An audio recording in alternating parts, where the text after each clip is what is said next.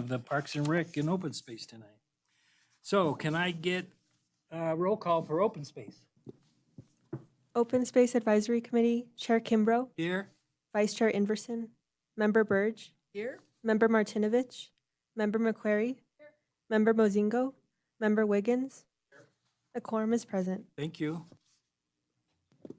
And now Parks and Recreation Commission, Chairperson Meyer, I'm here. Vice Chair Walt, Here. Commissioner Baker Roberts, Here. Commissioner Case, Commissioner McDermott, Commissioner Schutte, Here. Commissioner Whitefield. A quorum is present. Thank you. Okay, so I guess I've been selected by Kurt to help administer this tonight a little bit, I guess. So I'm going to go ahead and open this up. As we look at the agenda, is a chance for public comment. Yep. That's the way it's listed. You get a shot at before we come to the minute.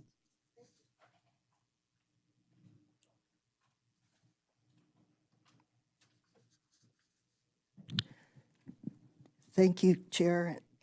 Thank you all. Denny French, Carson City, Nevada. I had an experience that started on Saturday. I heard a newscast about a red flag situation in Carson. And it seemed like I was the only one that knew about it. So not a problem. I took the information that I had, ended up running an errand. And when I saw the KOL 8 story van here, a young lady was going to do a story on the fair. I walked up to her and thanked her for her warning, letting people know about the red flag deal. And she didn't know about several other activities, so I advised her about those. And then I went on about my business. And so when I came back out, she was still there. And then she said, yeah, I made it to the farmer's market. So she was there. So we got some coverage there. And she didn't know about the exotic animal thing. And I escorted her over there after I was coming back out to go to the library. Anyhow, through this, that was Saturday. Sunday, I was feeling pretty good, but I knew that there was a red flag deal. I just didn't know a whole lot about those. So I looked for information and I didn't have any. So I called a friend. But I went up to the hill because I could actually walk that day. So on Sunday, I'm on the hill, and there are no postings, nothing visible from Golden Eagle Street. I put down road, unfortunately, on there. But I don't think that's right. And I think we should take our citizens' responsibility to be aware and alert to these. They don't make them easy. They don't just say it's a red flag situation if it's not very important. And they did. And very few people that I talked to, even an EMT, didn't even know about it. And I said, well, has anybody asked you about the red flag deal? And what? And I'm going, okay, she wasn't the only one that answered like that. And I'm worried, right? So I go out to the hill and take a look. And that's when I saw there were no postings that I could see. I traveled up onto the staging area for the OHV area, and there was nothing visible. There was a thing about no firecrackers or fireworks, but otherwise nothing. So I went down, and I sat for a bit up there, and I observed that there was a truck in the parking area at the staging, and then while I was there, there was a Jeep that came on the property and went on up the hill. And I'm going, well, this is supposed to be closed. So I called John Costello, excuse me, and he wasn't did I get it wrong? No, you should sit back. Oh, You're I'm all sorry, I right. didn't even see him. I didn't recognize him without a hat on and a beard. Here. Yeah, didn't recognize him. He had, anyhow, so he wasn't available. I left a message, and I was upset. There was nobody to chase individuals off the hill when I was understanding that they weren't supposed to be there. So I called dispatch, the non-emergency, which is on the card that suggests the next person to call would be them. They didn't even know about the red flag deal. And I'm going, well, can you tell me who to call then? And they said, well, call Parks. And I'm going, this is Sunday. I get Parks, and Parks says, we're not there. We're not available. We're not taking even messages type message, And so I go, okay, now what do I do? So I called dispatch back, and I said, well, what do I do about this? I'm very concerned. And they said, well, the second time I called, actually, they said they would try to catch up with some rangers if they were in the area, and they would have them call me. Nobody called, but I had by then moved down to an area up on the hill off of Snyder, up near the mailboxes, because that's where I can walk. It's not too steep. And I waited and had a wonderful time. It's beautiful up there.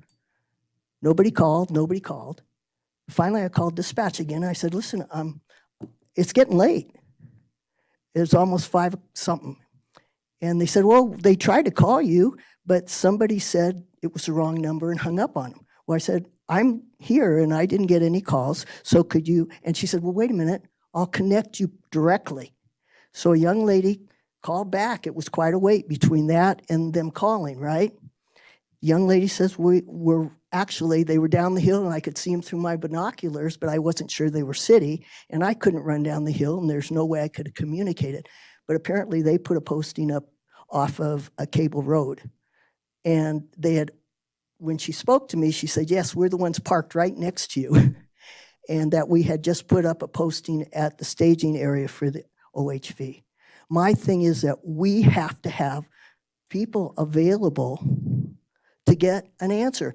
Just tell dispatch, hey, listen, here's a number for you to call, or have a call number available on the sign that you did post. The posting just says when we have, hey, this area might be closed, but you have to have a computer to find out. Hey, Denny, I mean, I'm you have an appreciative. important message, so I gave you a little extra time, so, but I got you, but you want people to be able to know this. You've got to have ability to get a hold of people. thank you, Denny. Okay, I'll bring it back to the committee for open space approval of the minutes. Or any changes? If not, at a motion? Aaron makes a motion to approve. Do I get a second? Second. I got a second. Good, that took the whole group of us to get that. We have a second. Any more discussion? Hearing none, call for the question. All in favor, say aye. Aye. Pass unanimous. All right, over here to the Park and Rec Commission, our meeting minutes of April 2nd, 2024. Does anybody have any changes on those? Anybody read through those? Everybody feels pretty good about those? Great. Hey, do I have a motion to approve those?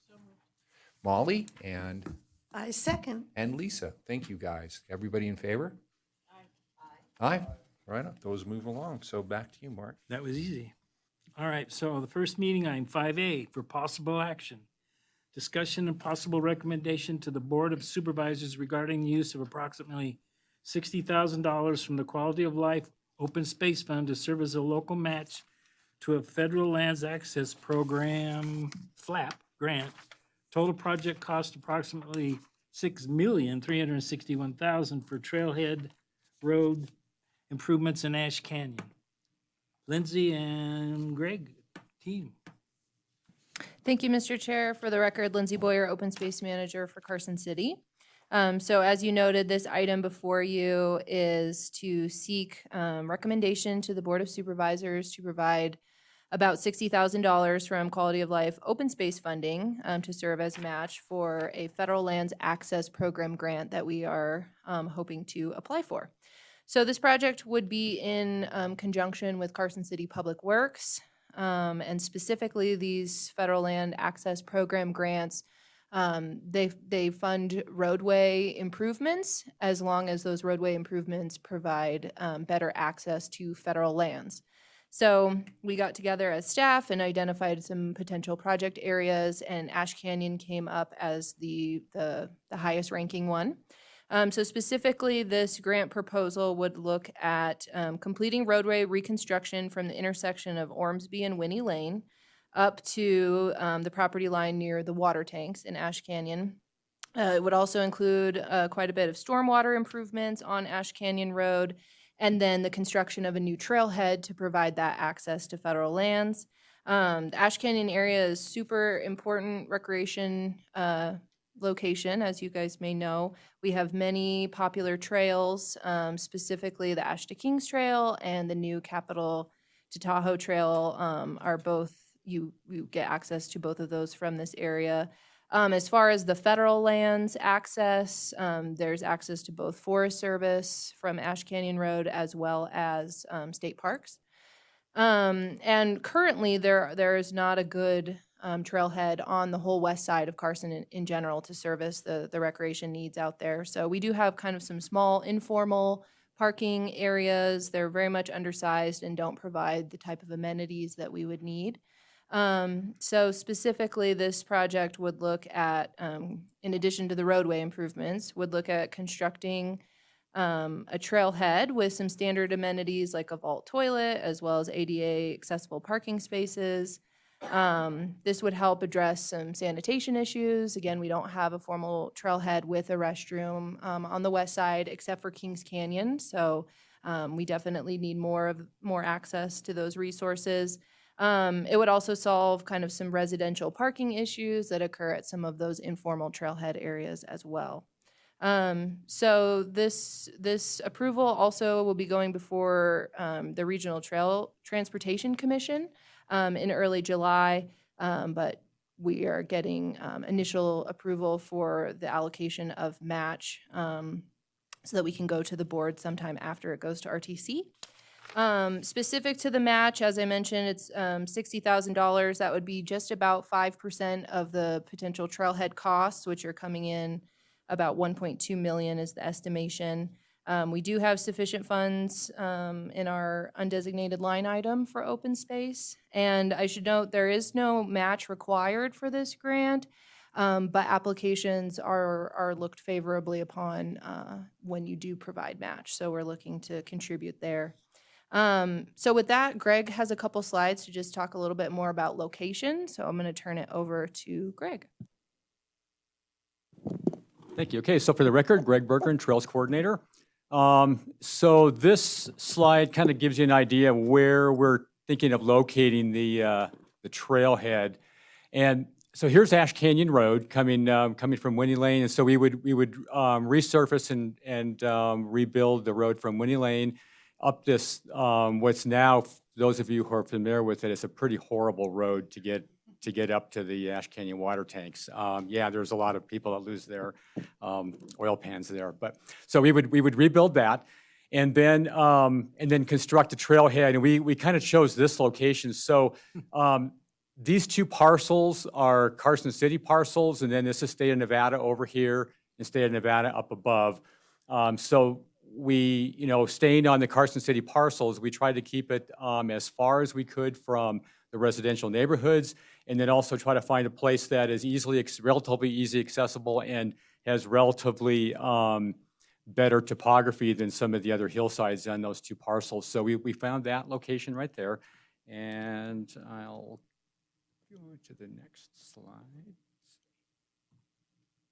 Oh, also let me point out that the other reason for this location is the white lines up here show some of the existing trails in that area that are either on our property or that we have licenses for. And so this trailhead would be easy to provide, or to build a trail that would provide access to the existing trails in Ash Canyon.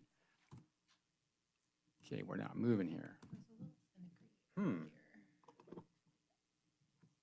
Okay. Okay, good, it's not just me. What if we hit that button? Oh, wow, I found the right button. Okay, so this is a very preliminary design that was done by the Transportation Division, and it shows kind of a loop-through design for the trailhead, and I really like that because that design with an upper and a lower parking area minimizes the footprint, it reduces the amount of cut and fill, it reduces the visibility from below, and it makes a nice, convenient trip through there for the users. And then it would include, as Lindsay mentioned, a vault toilet, ADA accessible parking spaces, and probably a sheltered picnic table as well.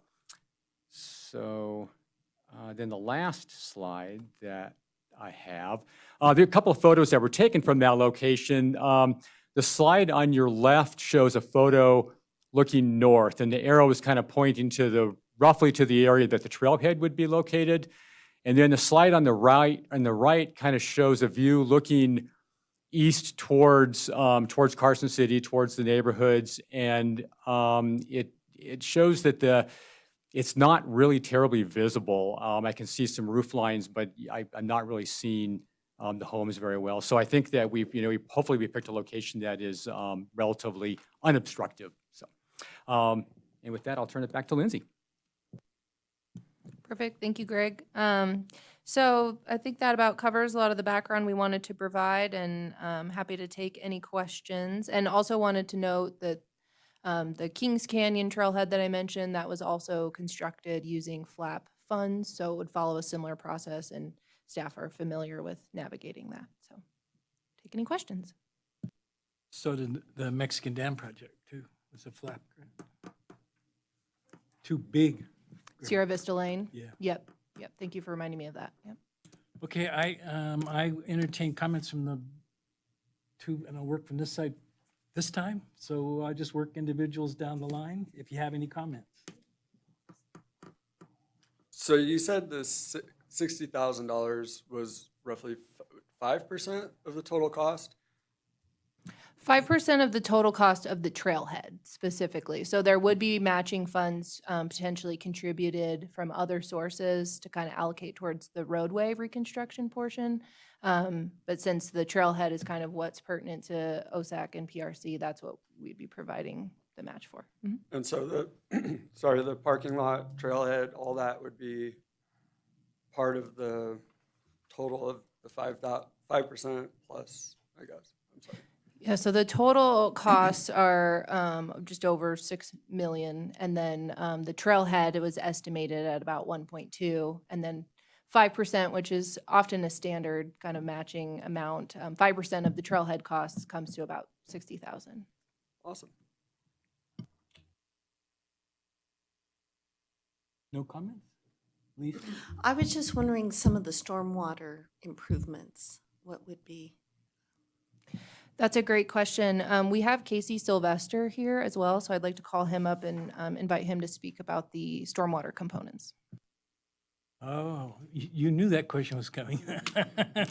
Pretty good. Hello, Casey Sylvester from Public Works Transportation Division. We are planning on handling hydraulics and runoff facilities in this area, running along the alignment of the road down through, and the project's going to continue down to the intersection with Winnie Lane. This will be providing hydraulic facilities from the trailhead parking lot all the way down to that point, where we'll be connecting into existing facilities that are able to handle the level of water we expect to be coming down.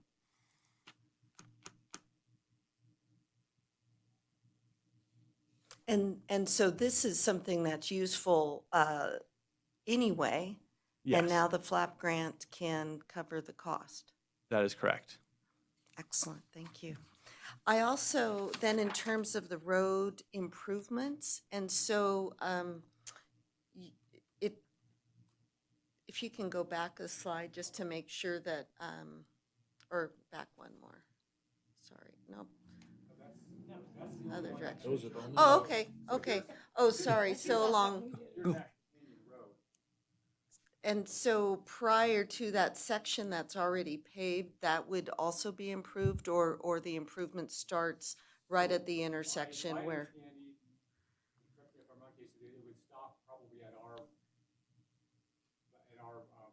limit of our property right there. That's correct. We're planning on having the road improvements go all the way up to the state of Nevada property line. Okay, and then, but they start at the end of the residential, or a little?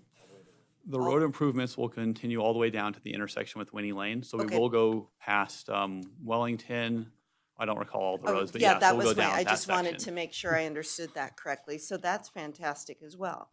So again, those improvements that need to, they need to take place, that could be covered under the FLAP grant. That's correct. And that section of road does need to be addressed. I don't know if it needs to be, but it could use to be addressed. Wonderful.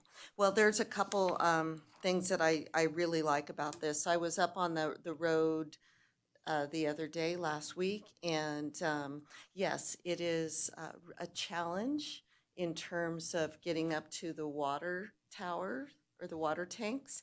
And when I was up there, there were quite a few people using it. I saw mountain bikers, and I was up there at 6 a.m. And I was there for a couple hours, and I saw mountain bikers, I saw walkers with dogs, I saw families, I saw a gal who had a very old dog, and this they were just utilizing the trails, and it was just a wonderful opportunity, and so I really appreciate that. I also, though, as somebody who used to coach cross country, and the kids from Carson Middle School, we would run through, and where cars are parked, like along Foothill Drive or Murphy Drive, I think having a trailhead with parking that is a little more mindful of the residents, a little more thoughtful of the surrounding areas, and having the toilet, that's really helpful. That is a community asset, and it'll take some of the cars off of these side streets and these little dirt areas that weren't intended for parking. So I think it's a better use of space. So thank you, and I think this is a great project. Thank you. Molly Walt for the record. So the funding mechanism that you spoke about is the grant that will just take care of the trailhead parking, correct? So the Federal Lands Access Program, it will fund both the roadway improvements that we're talking about through the residential area as well as the trailhead. So the trailhead is an important component because the tenets of the grant are basically federal lands access. You're trying to improve access to federal lands, but it is also a grant that helps support roadway improvements. So it'll be both that it would fund. One application for both. Correct. Okay, thank you.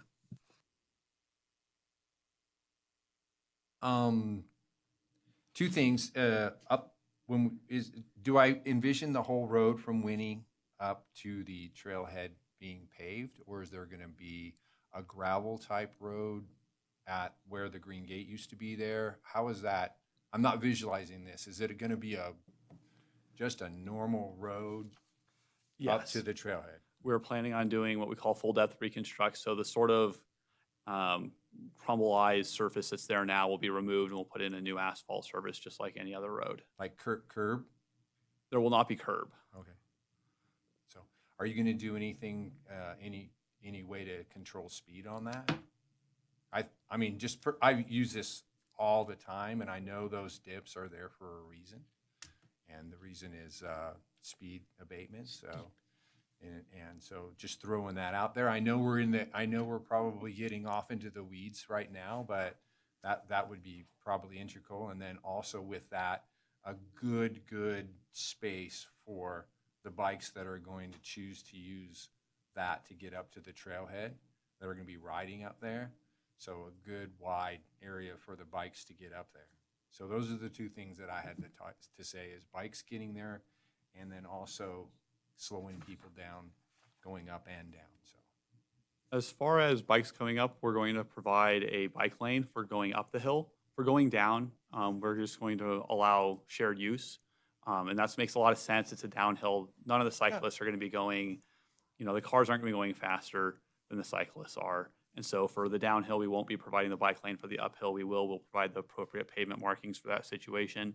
We are planning on doing some safety improvements in the form of markings and things of that nature that will hopefully help address the speed. But as of right now, we're not planning on perpetuating the dips, which are very effective at controlling the speed, but have their own issues that they come Yeah. with. Well, thank you for that answer, and I know that I'm getting into the weeds about the question now, but I'm one to mention something and keep pushing that button, so. Why, I don't think they'd care if you ask another question. Let me make sure I'm done with, so the bike lane, the speed, and then that's what I had. So Lisa, we'll go back to you before we go over here to the left. Thank you. Sorry, but you triggered a question.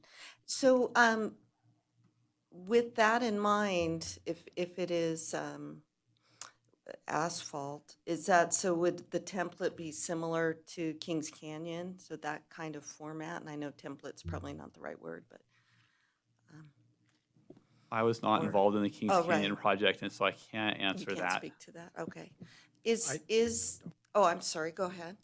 Yeah, for the record, Greg Bergeron, Trails Coordinator. So I think what you're referring to is the bike lane on the uphill and no bike lane in the downhill.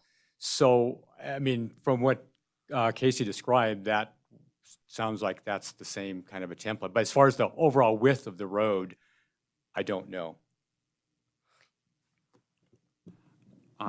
The configuration is planned at this time to be 11-foot lanes with a 5-foot bike lane, and so that'll be a 27-foot width.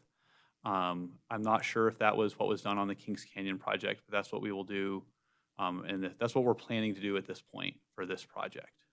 Has there been any conversation regarding keeping that section gravel or like DG?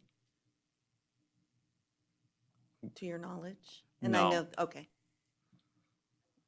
All right, thank you. Are we done? Are we done all right? Don't be sorry. Well, these are very important points, and that's why we're here for this discussion. So I will tell you that the bike lane on Kings Canyon is not a bike lane. I argued for that. It's just a shoulder. Yeah. You don't want a bike lane on a 10% slope, because I found more than a couple times children trying to go up there. And the last thing you want to do is get them up there and then have them come back down. So it was resolved to be a wider shoulder up in the uphill and a smaller shoulder on the down, which talks about that issue. So, and he needs to listen to this, so this is good. So everything we're talking about. But we're talking a lot wider. Yeah, well, probably, and then once he does the math, he'll figure that out. So if he wants, I mean, I'm an understanding that flap grants had to be paved. I didn't think you could do a dirt road with a flap grant. So I thought that. I don't know if he has the answer to that either, because that's that higher level of knowledge that I thought I had for being on RTC for so long, but I could be wrong about that. Because every flap grant I've ever worked on was paved with meeting all of that standards of AASHTO and everything else, which Parks and Rec, doesn't deal with those issues with a gravel road up the hill, so a little different. And $6 million is a little more than a gravel road, I think. But I'm gonna quit talking because there's people that need to talk down here in the side. Jay, you got anything you want to say? Nope. Aaron? Yeah, I think it's a great project. I think it provides connectivity to existing trails and to the federal lands, like you said. And I think especially the toilet is much needed. Whoa. And I just was curious if the grant would provide money for maintenance. Lindsay Boyer for the record. So to my knowledge, the FLAP grant would not provide money for maintenance. Typically, construction type grants, they fund the creation of a feature, don't necessarily fund maintenance. But within the open space division, we do have a healthy maintenance management budget. And with having Kings Canyon Road and the trailhead there kind of under our purview, we're familiar with what that is going to entail and are comfortable taking that on. And it's such an important needed thing for the community. I think it's worth the maintenance costs for sure. Yes, I agree. I never thought I'd be so excited about a vault toilet, but it's so needed on the west side. And I know we think of our trails as like our local trails, but they're not. They're regional trails, and people come from all over to ride them. And when they get here, I've said before, there's only so many strangers I can take to my parents' house. So, it's really, really needed. So, yay, totally for this. Okay, so those stupid road bumps are funny because there's an engineer who I won't mention his name that actually is retired, was so proud of those for slowing traffic down. But I bet you a lot of people lost their teeth on those bumps and the bottoms of their cars. It certainly slows you down. But that was one design element I hope doesn't carry on in RTC anymore of the bumps. But I understand the speed concern, but Kings Canyon's the same thing, about the same steepness coming down there. So we'll work on that. So another thing, this connects to V&T, so it's always about connections with trails. So that trailhead connects all the east front. You can ride all the way up Kings Canyon or go all the way to the end of the V&T and even go into Washoe Valley if you have the right bike. So it's a well connected. And a huge thank you goes out to RTC, because RTC has a lot of work to do with these flap grants. and I just lost his name, that worked on your flap grant for Kings Canyon.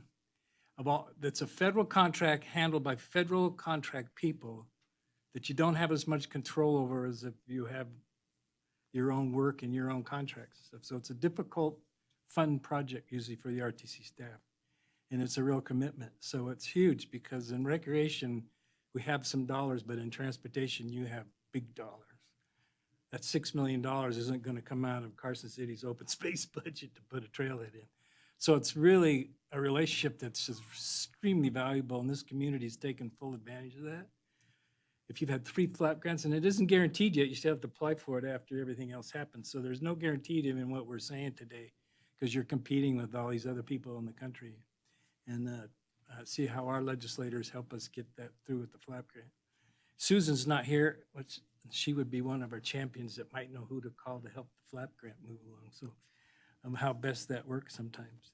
Susan used to be head of NDOT, who's on our board here, that's not here tonight. So I make sure that we give the accolades to RTC because it's really their project. And they're fully responsible for it, and it's a lot of work. So maybe they didn't warn you about that yet. They're going to surprise you with that. So those bathrooms are always low maintenance, the new style and CXTs and stuff. So those are perfect for Parks and Recs now because you don't have a lot of maintenance with them. They pretty well take care of themselves. So they're always, and that's a huge asset for trailheads because we all know what happens when people unload and they're going for a hike, what they have to do in the first few miles sometimes. So that was great. I talked about that, and I talked about the bike lane, but not a bike lane, just a wide shoulder. And that was a safety thing that I was trying to find a spec in somewhere nationally that restricts the steepness of a paved road before you mark it as a bike lane. Because that one is going to be like Kings Canyon. I bet you there's 10% in there, and that kind of exceeds what most people can do, unless you're a bike rider and you have the gears and you have a mountain bike or something. But Dad and the kids running up that road would be dangerous, I think, and a challenge for them. So that explains that in the future for that. So, and this is just the perfect thing to have happen. And Carson City's been so good at doing that. So I don't have any other accolades to give or any more else to say. Is there anybody else on this side that had one other question? Nope. Any other questions? Go ahead, Jay. If everything goes well with this, what would be the timing? When would construction start? That is a great question. Casey, could you speak to at least the grant like application time period and if you know, implementation, or if we might not know that yet, but kick that to you. I am not positive on that. I have the call for submittals here in front of me, and they're expecting construction in the 27, 28 timeline, depending on complexity of design and whatnot, but I don't think we could expect it any sooner than 27. That's part of that grant process for the feds for your way out there. So 27, 28. Be here before we know it. Is there any other comments, questions before I call for a motion now? Does he have to call for his side and me call for my side? Probably, huh? You can do it one at a time, but then also don't forget to take public comment. Before we make a motion, right. Thanks for reminding me. Denny's sitting on the edge of a seat over there. Oh. So, public comment before we make a motion. Thank you very much, Chair and everyone. Denny French, Carson City, Nevada. I applaud the idea of having a grant pay for I can't think of the words, unfortunately, for a trailhead with a head. So that's awesome. I'm really appreciative of that. I was just up to the tanks as well, and I got my kidneys jiggled a few times because I was looking at the scenery. But the deal is that I am opposed to taking any grants, advantage of any grants that we put out any money. I am very tight-pocketed myself right now, and I'm concerned about keeping things maintained and the other miscellaneous that will come up, and I want those in reserve. So if we have to sort of tickle or I don't know, the pot, however you call it, I don't like that. I think that if we don't get it on the merits of the job that we're intending to do, then we shouldn't have it. So I'm opposed to paying out to get something back, especially in our position as a city right now. I've been told that we're pretty flush, that we have maintenance for open spaces, and all the people they could use, except for a few, they could use more, and that they're pretty well set. But, so, I am real happy about this trailhead, and I think it's going to be a great addition, but I am opposed, and I've said it before, to taking grants by paying somebody. It's sort of like, I don't know, it just doesn't feel right to me, so thank you. Thanks, Denny. All right, I bring it back for either a motion or any other discussion, but hopefully just a motion. I'll call for a discussion before we make the final. Anybody make a motion? Do you want? I'll do you make want one. Two, Ben, do you want us to have a motion and an approval and the open space to have a motion and approval?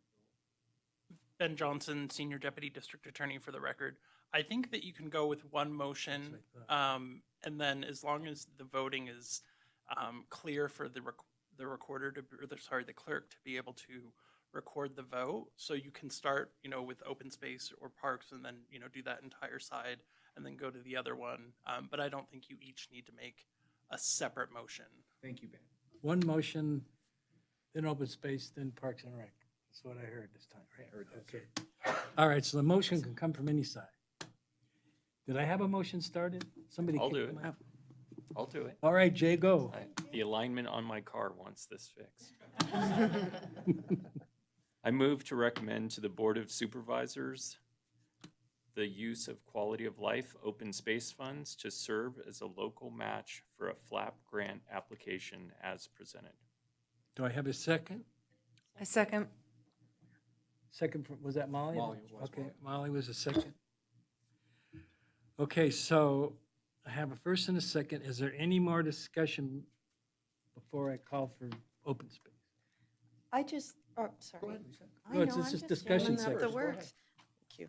No, I do appreciate the comment regarding match. A 5% match, though, to help offset or to help increase the chances for such a significant grant, I think is a wise use of money, again, especially in light of the improvements to stormwater and to roads. So I think it's an opportunity that we would be wise to take advantage of to up our chances. So just wanted to say that. And I agree with what Lisa was saying, and at the same time, Denny, this is exactly what the voters voted for in 1996 when they approved the Question 18. It's doing things like this, and this board over here and all the open space that we appreciate is because the voters spoke in 96, and it's wonderful that that hasn't gone away, and those funds are still coming our way to do things like this for our community, so. It's actually less than 5% for the full project. Yeah, it's only 5% for the trailhead. So yeah, 60,000 with 6 million is what, not even 1%, or is it 1%? Yeah, so it's only like, it's a pittance for a little old open space program. No more discussion, then I'll call for the question on the open space side. All in favor, say aye. Aye. Opposed? Carries unanimous. All in favor over here on the Parks and Rec side? Aye. Aye, unanimous again. Good, good work. Excellent. We look forward to seeing you, Casey, in the future. Yeah. 28, we'll see, or 27. All right, next on the agenda, for discussion only, presentation from Carson City Park Rangers regarding activities through parks and open space. John Costello. It's your time to shine, John.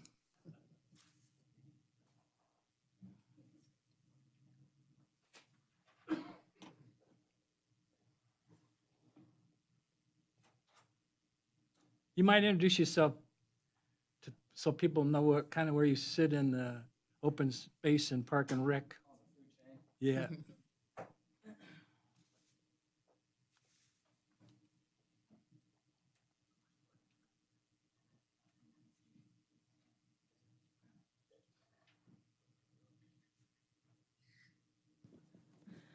John Costello, Senior Park Ranger for the record. I appreciate everybody allowing us to present on the Park Ranger program tonight. So I'm going to be going over a few things that kind of encompasses our program. We have the 3 emphasis areas that we always talk about, and those 3 emphasis areas are maintenance, interpretive programs, and education and enforcement. So I'll go through the presentation, and then if anybody has questions at the end, you'll have an opportunity then. So thank you. First slide is trainings. As park rangers for Carson City Parks, Recreation, and Open Space, we pride ourselves in receiving trainings through outside agencies. As I know we've discussed in the past in some of my presentations, we don't have the luxury of being post-certified and having specific state requirements that require trainings or in-service and things of that nature. So we're tasked with reaching out to other local agencies and working with them on specific trainings. So this is just a list of some of the trainings that we have participated in the last year. Wilderness and remote first aid, conducted energy weapons, which is TASER, OC training. Those 2 trainings we do with state parks. They've always been really supportive, and we appreciate their assistance on those trainings because they have certified trainers that are available to us. De-escalation training, we just went through that with Washoe County Sheriff's Office. Citation training, because we do have the ability to issue misdemeanor citations. We just recently went through that with the DA's office.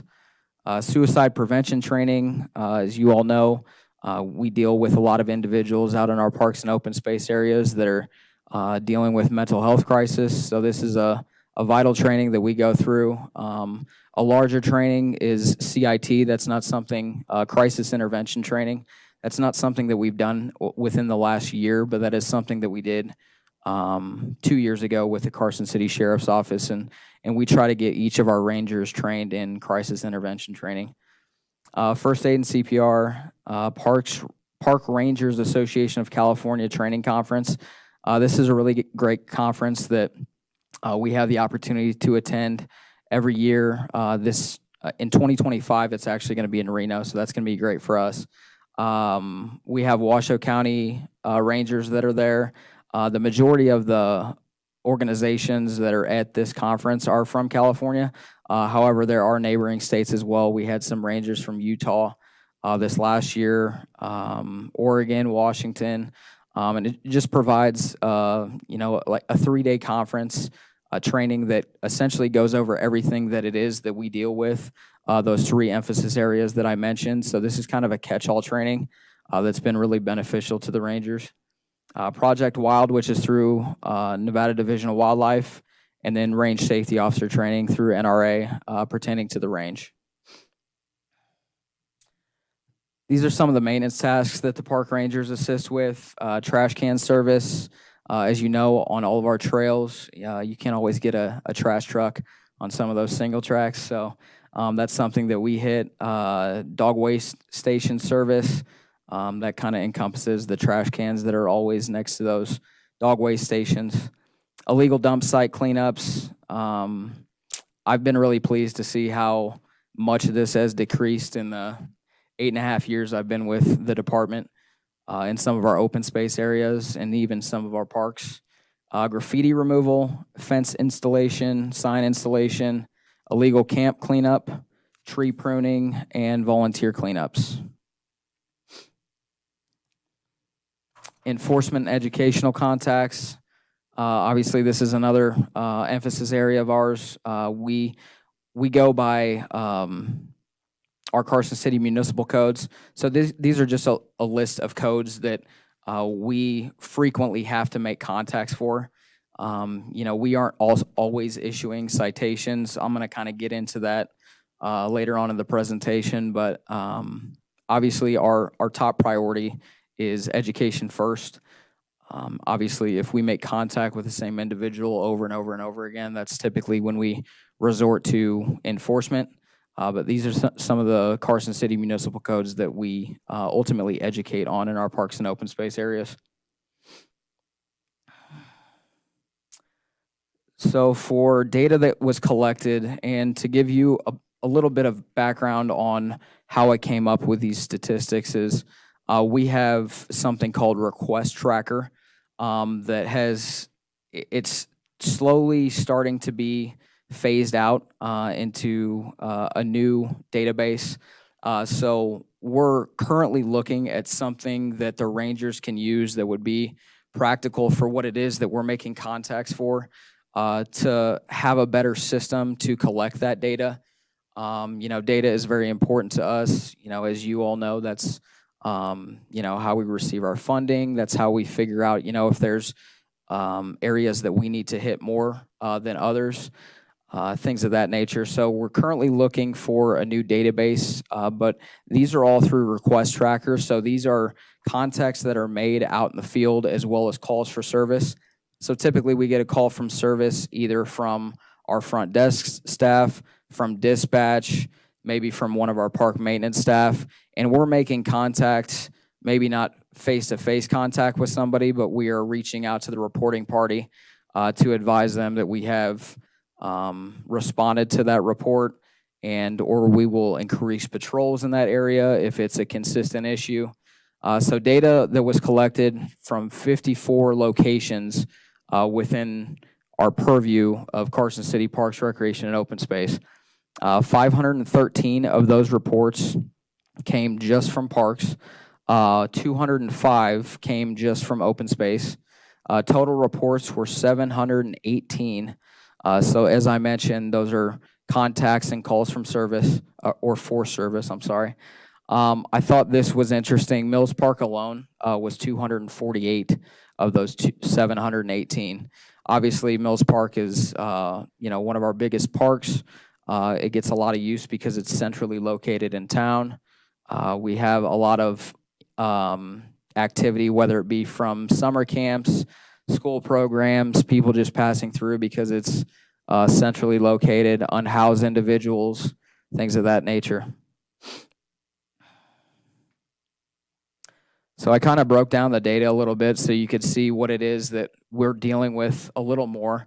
I was going to make a joke about Danielle because when I took this picture, she said that her eyes were closed, but she had sunglasses on, and she got me. So unhoused individuals, these are contacts that we're making. This is throughout. And just to reiterate, this data is from June to June. So June of last year to June of this year. Unhoused individual contacts is 47. Fires, so what fires encompass is illegal campfires. The reason I put fire on there is because that's the code that we're specifically citing. So that's typically like a charcoal barbecue. It might be a campfire, things of that nature. Abandoned vehicles, 26. Public assist. So public assist is typically when we're out in a park. We might be on patrol. We might be out there for a specific reason, but this is typically when the public approaches us and they're reporting something to us right then and there. So that was 33. Access prohibited. So this is typically in areas where you see, authorized vehicles only. We might have a trail. This tends to happen sometimes in Long Ranch where, contractors are coming through and, they have their vehicles and trailers that are out there and, they might be on one of our paved trails, and that's something that we make contact with and advise them that we have protocol. There needs to be a right of entry agreement, things of that nature, so that number kind of encompasses that access prohibited. Activities limited. This is kind of a catch-all. This could be anything from golfing, archery, RC, airplanes, things like that, drones in our parks. So that was kind of a catch-all. The activities limited.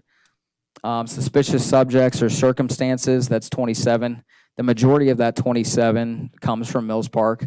And suspicious subjects is, individuals that may be intoxicated, under the influence of drugs or, whatever the case is. Those are calls that we receive either from dispatch, from the public, or when we're out there and we observe that.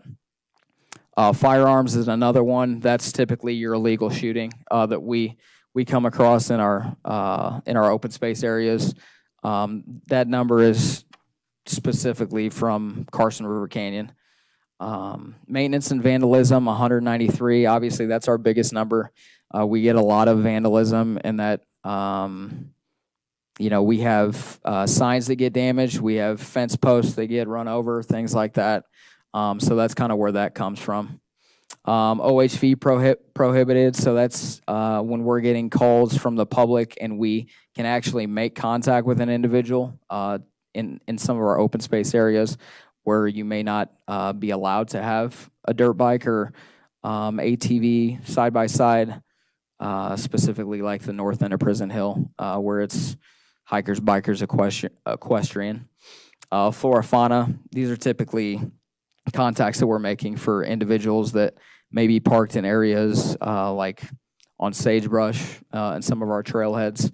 We have pretty good signage at our trailheads, split rail fencing, but people like to find the spot that isn't designated for parking. So that's typically this as well. This could also entail somebody taking rocks or plants from any of our areas. These are our flora fauna contacts. Agency assist, so this number comes from when Carson City Sheriff's Office, Carson City Fire Department, maybe NHP, search and rescue, and code enforcement are asking our assistance whether or not it's on parks or open space property. They may ask our assistance for traffic control or to attempt to locate an individual, a vehicle, things like that. Agency assist typically come into play when we're dealing with, like the fire that we had on Prison Hill a few years ago. We were doing traffic control on 5th Street. Parking issues, 17. Dog off leash is another big number, 149. Obviously, with the new policy that was put in place, the majority of our parks are all on leash. So this number went up pretty significantly from last year just because of that new policy. Camping, 68, another pretty big number. When we're talking about camping, typically it's not your family going out on the weekend. A lot of it is unhoused individuals, unfortunately not having anywhere to go. But there are some within this number that it is, individuals coming through an area, maybe out at East Silver Saddle Ranch, they're coming through the area to mountain bike and they're on an excursion throughout the West Coast and needed a place to stop at night. Graffiti, 45, dogs prohibited, 19. So we have, a few areas still obviously where we don't allow dogs. That's where that number comes from. And then dumping, 44. And the majority of that dumping numbers, comes from Carson River Canyon. Obviously, it's more secluded, so. Interpretive programs and events, this is the fun stuff. We've really ramped this up the last couple years, and we have 2 rangers right now, Danielle Sattler and Alex Berger, that are really great with educating kids. They do pop-up interpretive programs, really any chance they get. It's really cool. We have Junior Ranger activity guides, stickers. We're always, when we're out on patrol, there's always a purpose to that patrol. And, anytime we have an opportunity to educate kids on an area or wildlife, they always take that opportunity. So these are some of the interpretive programs and events that we've had within the last year. National Trails Day, Camp Carson, Ranger Scorpion Search, CC Pros, Junior Ranger Day, Blue Moon Hike, Creatures of the Night, Coyote Walk, Cemetery Tour, Fall Colors Hike, Galaxy Talk, Holiday Hike, Regional Junior Ranger Day, Bear Walk, Bird Walk, Geology Excursion, Great Basin Hike, Kids to Parks Day, and other school programs. That's something that we've tried to implement more this year is reaching out to those schools and going in the classroom and doing one of our programs for the kids. these are some pictures from some of our recent events. Junior Ranger Day was at Riverview Park recently. So there's a picture of Ranger Danielle doing her talk. We have a Freedom Grit chair that was used for the first time, so we were really excited about that. This is our holiday hike from 2023. Ranger Alex has got an elf hat on there. Kids to Parks Day 2024. So this was just last month at Mills Park. This is one of our biggest events of the year.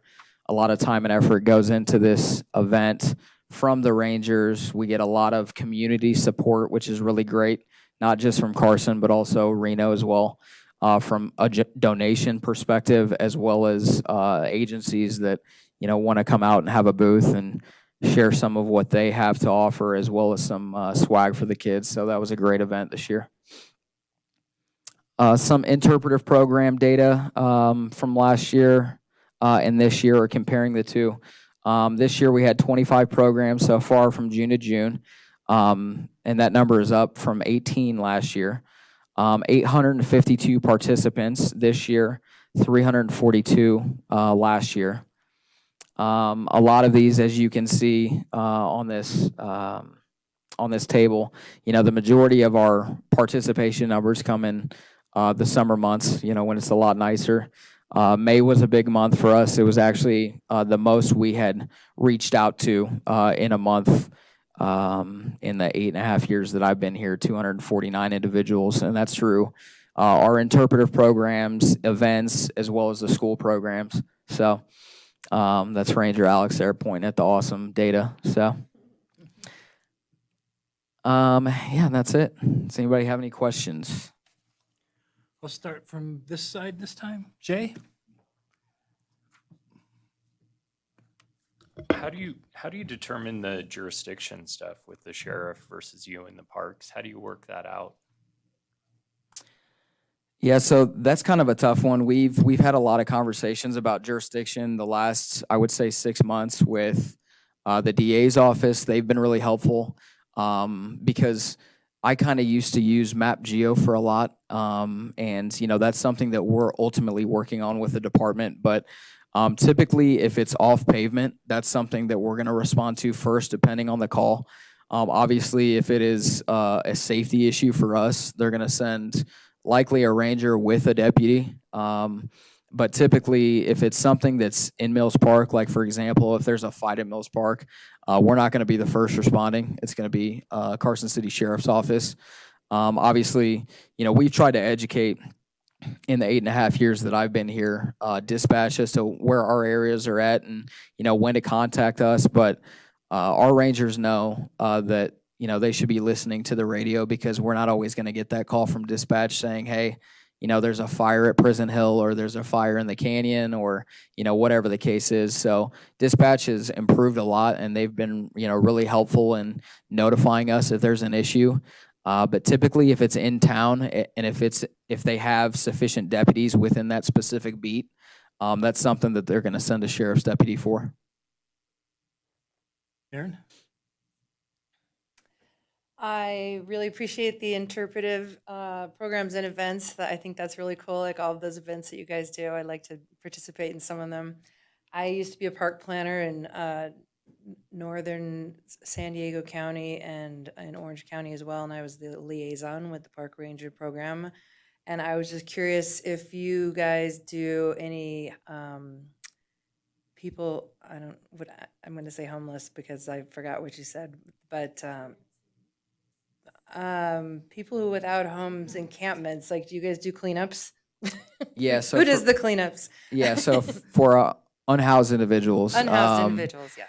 Yeah, we do camp cleanups. So typically what our protocol is if, for example, if we're up on Lone Mountain and we see some belongings, some clothing, things that, I think there's been a lot of discussion over the years of, what may not be valuable to us is extremely valuable to them. So we try to take that into consideration and, empathize with their situation anytime that we're out and come across an abandoned camp. Obviously, it's a lot easier if it is occupied and we can have a conversation with the individual. But Our protocol is to red tag it for anywhere from 24 to 72 hours, and it kind of depends on the size of the camp. You know, if it's somebody that's been there for a few weeks and they have a lot of belongings, they're going to need more time likely than 24 hours to kind of figure out what they're doing. So we try to work with them on that. You know, there's never going to be a situation where we roll up on a abandoned camp and we're just, you know, tossing everything away. So that is something that we do quite frequently, but we hope to at least make contact with the individual so they can get their belongings back first. And how do you deal with like hazmat situations with fecal matter and things like that? Yeah, carefully. Yeah. So that's something that we've had training in our various law enforcement trainings that we went through and things like that. You know, how to handle specific situations, but you know, we handle it just like, you know, cleaning restrooms and things like that. I mean, we have the proper personal protective equipment, and you know, that's something that we deal with. I would say 3 years ago we purchased these really great gloves that are designed to be puncture proof when we're cleaning up camps in case you come across hypodermic needles. So we have the proper PPE, so that's ultimately how we handle those situations. Well, that sounds great. Thank you so much. Personal protective equipment, PPE. Yeah. You want anything to say? Awesome job. There you go. Thank you. That's from Mary. On this side now. I'm sorry, I don't know your name. Thank you, Jacob. I had one thing that caught my attention were the numbers, and Mills Park had 513. Would that 248 be of that number? 'Cause that seems like half of the call. Mills Park was 248 out of the 718 total. Okay. Yeah. So you're asking of the 513 park reports, Yeah. 248 of those 513 is Mills Park. Yeah, that's eye-opening to Yeah, me. That's correct. huge. Yeah. So kind of leads me to my question is there anything else that you need to do your job better and have all that support?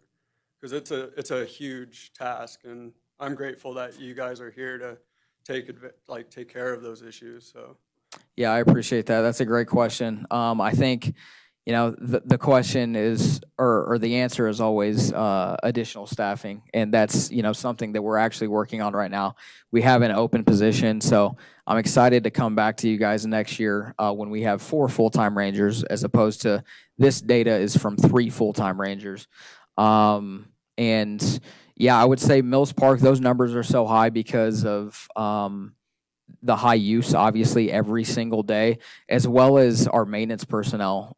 We have maintenance personnel there every day. And a lot of those reports, those 248 from Mills Park, come from our maintenance staff. And they're reporting those issues to us. So I think Mills Park is so high because we have somebody there all day, every day, except for on the weekends. And then we have rangers patrolling, you know, our 8,000 plus acres, and we still hit mills every weekend.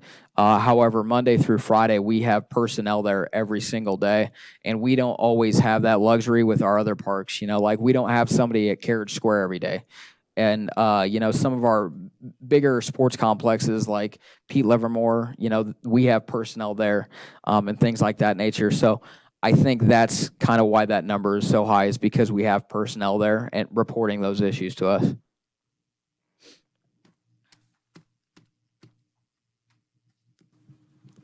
Diane Roberts, for the record. I'm very impressed on, you had like a 500 count increase with kids in the programs, and I think that's wonderful and commendable. And I'm curious, when you said you get into the schools, are all the schools welcoming? I imagine it'd be elementary. Are they welcoming to your program coming in? Yeah, absolutely. They are welcoming, and it's something that we have to reach out specifically to the schools. We may send emails and things of that nature, and we've done a really good job this year of following up with those teachers. And we've even started to have some of these schools reach out to us specifically. I just did a program over at the wetlands for Empire Elementary, and she reached out to me. That was something that we didn't seek out. She had reached out to me. So I think that's great, and I think the word may be getting around the schools, and something that we really want to focus on in the winter months, maybe between like December and February. Forever we had always done our typical hikes that you're going to see in June and July in those winter months. And so many of them were getting canceled, and it was disappointing for the participants. So something that we want to really focus on this upcoming winter is trying to do as many in-school programs as we can, or indoor programs. Like Danielle, one of our rangers, did a Creatures of the Night program this last winter at Fuji Hall, and that was something that we hadn't really done before, doing programs inside. So that's something that we're going to try to focus on going forward, so we can make sure that we have as consistent of numbers as we can throughout the entire year, not just really high numbers in the summer months. That's great. Thank you. Well, I thank you for all the great works that you and the other rangers and really all the staff do. The interpretive programs and events. I think of parks and our open space really as community opportunities, community gems. We hear so often about, and even being, budget concerns with health and safety. And it's our parks and open space that really can help create or provide for a healthier community. When we build new fire stations, or we hire new police and fire and CERT teams and most teams, which are all so critical. But think about when people have that opportunity for healthy activities or family gatherings. And so even on the slide showing the adaptive wheelchair, that was amazing. And so I thank you for that.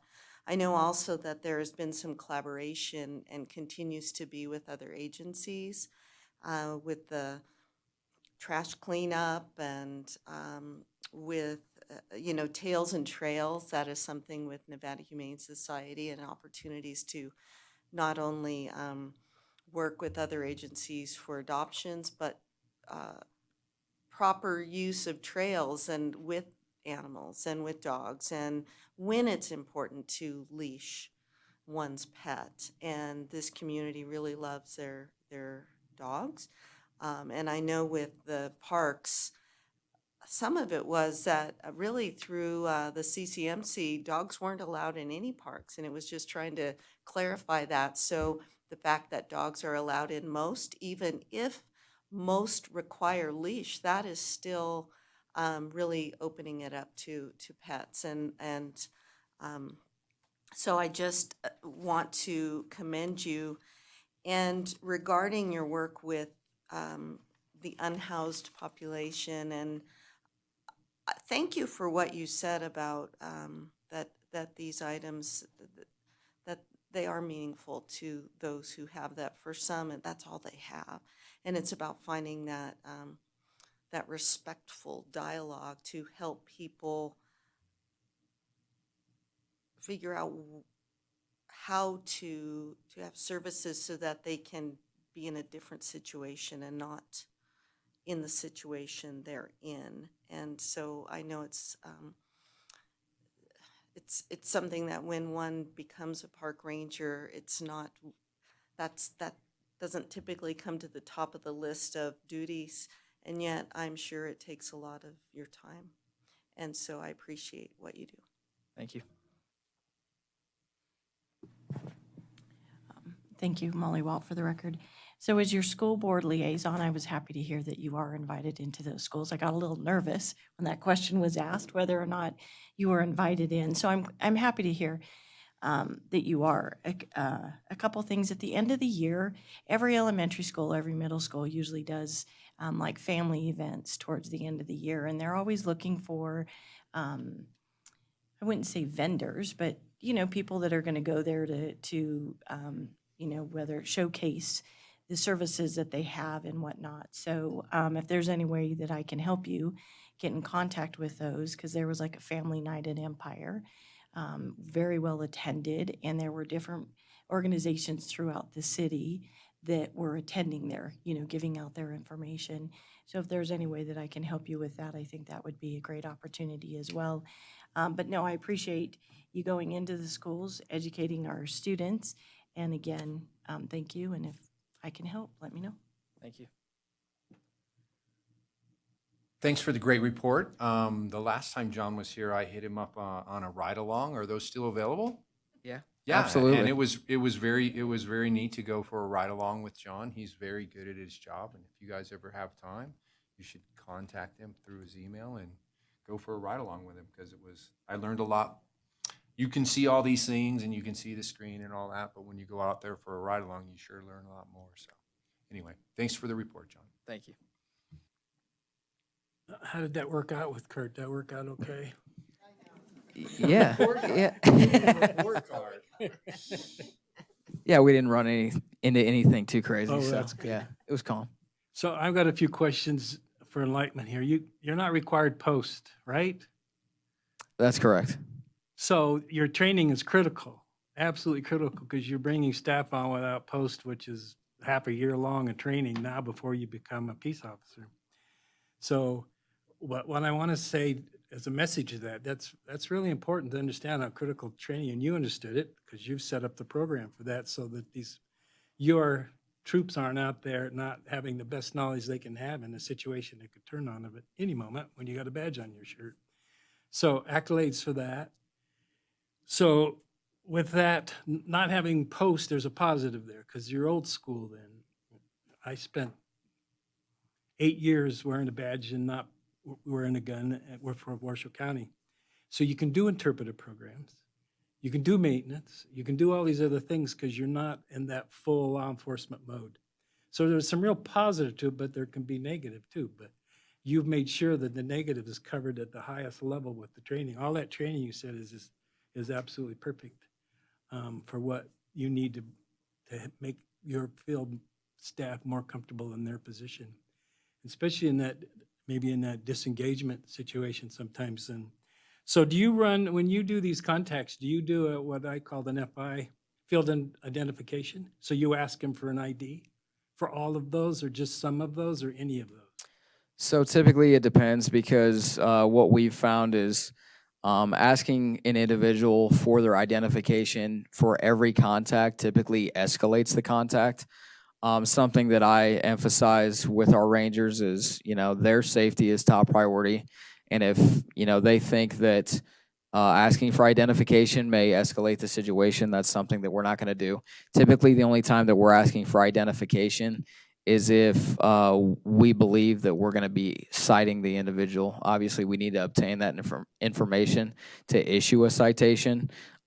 Typically, out at Mills Park with our unhoused individuals, if we've seen somebody a few times, maybe we've made contact with them a few times regarding camping or whatever the case may be, that's typically when we will obtain identification. But in these reports, if we don't obtain their identification, we're typically including descriptors of the individual. We're also including license plates. We're on with dispatch, so we can run a license plate, and obviously the person that we contacted may not always be the owner of the vehicle. However, we have the plates, and if we make contact with them again, recognize the individual, that's ultimately when we can take steps to go the enforcement route. But we are so, primarily education first. I thought I had any here, how many citations we issued last year, but I think it was under 10. I think it was 9 citations maybe in the last year, because it never gets to that point, which is great for us because we're de-escalating those situations. We're hitting education first, and very rarely are we coming across the same person again. Excellent. Yeah. That's exactly the type of training that you brought to them to understand how things can escalate real quick by one simple little question. And you nailed that one for a second. So it's important for everybody to understand too that he has a dispatch. So that's his safety, and they all have that. A click of a thumb, you're with the SO that quick. So when you run the 2728, if it has a want, I would assume you guys back away about 6 feet and wait for them to arrive, I would guess. You're not making arrests, are you? No, we're not making arrests. So that's something that the Rangers have been trained on as well. If you're ever out with an individual, maybe there's a parking issue. Somebody may be parked on sagebrush over at Carson River Park. We're going to run the plate, see who we're out with, because, that's not necessarily for us. That's for dispatch. They want to know who we're out with. And, if they come back with I was going to say 91, but a warrant. If they come back with a warrant, that's something that we're going to stay in our vehicles and wait for a deputy to respond, or we're going to clear the area and observe from a distance and provide dispatch with direction of travel so they can ultimately make that arrest. So it's just to kind of give both boards a broader view of the fact that they're out there, but they've done everything they possibly can with John's leadership here to know how to disengage and how to handle situations that could elevate. And if they become elevated in your discovery, then you know what to do to make sure you're not in the middle of it. So that's all great stuff, John. And a lot of people don't understand. Sometimes it's hard to be a peace officer and not go to post and have some different level of compliance, but you're well trained to do exactly where you're at, which I did for many years in a very busy place, actually. So I saw all the, do you cite under NRS sometimes or just city code, by the way you guys have given authority? Just Carson City Municipal Code. I remember the judge liked to do local code because then the money stays local instead of an NRS that goes to different courts. So you kind of did introduce your crew, so I wanted to make sure you mentioned their names. I think you got all three of them in there in your discussion, and it would be nice, I'm always one to ask it, to bring your crew here for this presentation, and just so we can all say hi and thank you for their services, just really. And your stats are perfect, all across the board. You wear all these different, old school Rangers, I'm a long believer in that now. I wouldn't become a Ranger at state level because you're just a policeman nowadays. You don't get to do a lot of that stuff. It's a different job. So thank you for all that service and everything you do, John. You do a great job. Thank you. I will certainly pass the message along to them. I've been wearing them out with overtime, so I didn't want to add any more. So. Well, I thought you just have to buy them dinner at Pollo Loco or something to get them here. But thank you. Sure. I am also on the board for the Carson Historical Society, which is at the Roberts House near Fish. And we were talking, there's a lot of displaced individuals who spend a lot of time there because I think it's technically a park. I read in the paper that the mayor directed businesses downtown to contact Carson Karma Corps and an individual named Josh Day. And I'm just wondering, like, what is your preferred process? Like, because I know that they contact you a lot, the park rangers, and when we're just unclear of like who we should contact first. And I was just wondering if you could give us some insight on that, because like during the wine walk or when we have events, there's always a congregation of people there and they get agitated and we don't really know what to do. Yeah, that's a great question. So Roberts House has been a hot topic of conversation regarding unhoused individuals recently. That is within Carson City Parks, Recreation, and Open Space. So I would say it's always easier to contact Carson City Dispatch, and you can ask them to dispatch a ranger. Typically, dispatchers, there's a lot of turnover at dispatch, but they're really good about identifying if it is a park or open space area. They're going to send a ranger depending on what it is that we're responding out to. But typically, if there's unhoused individuals at Roberts House, they're going to send us over there. So realistically, I would say, to answer your question, is to contact dispatch. Yeah, and if it's a park or open space area, that's something that they're going to send a ranger. But if it's downtown Curry Street, it's going to be the deputies that are going to be responding.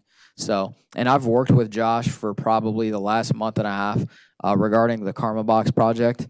So Josh and his team have been great about cleaning up a lot of our areas that aren't necessarily parks or open space areas, but part of our mission is, keeping the community clean and enjoyable for everybody that's within the community and, people coming to visit or passing through. So we've kind of been working with Josh, and park maintenance has been great about sending maintenance personnel over, or we'll send park rangers to pick up the trash bags after they do a cleanup. So.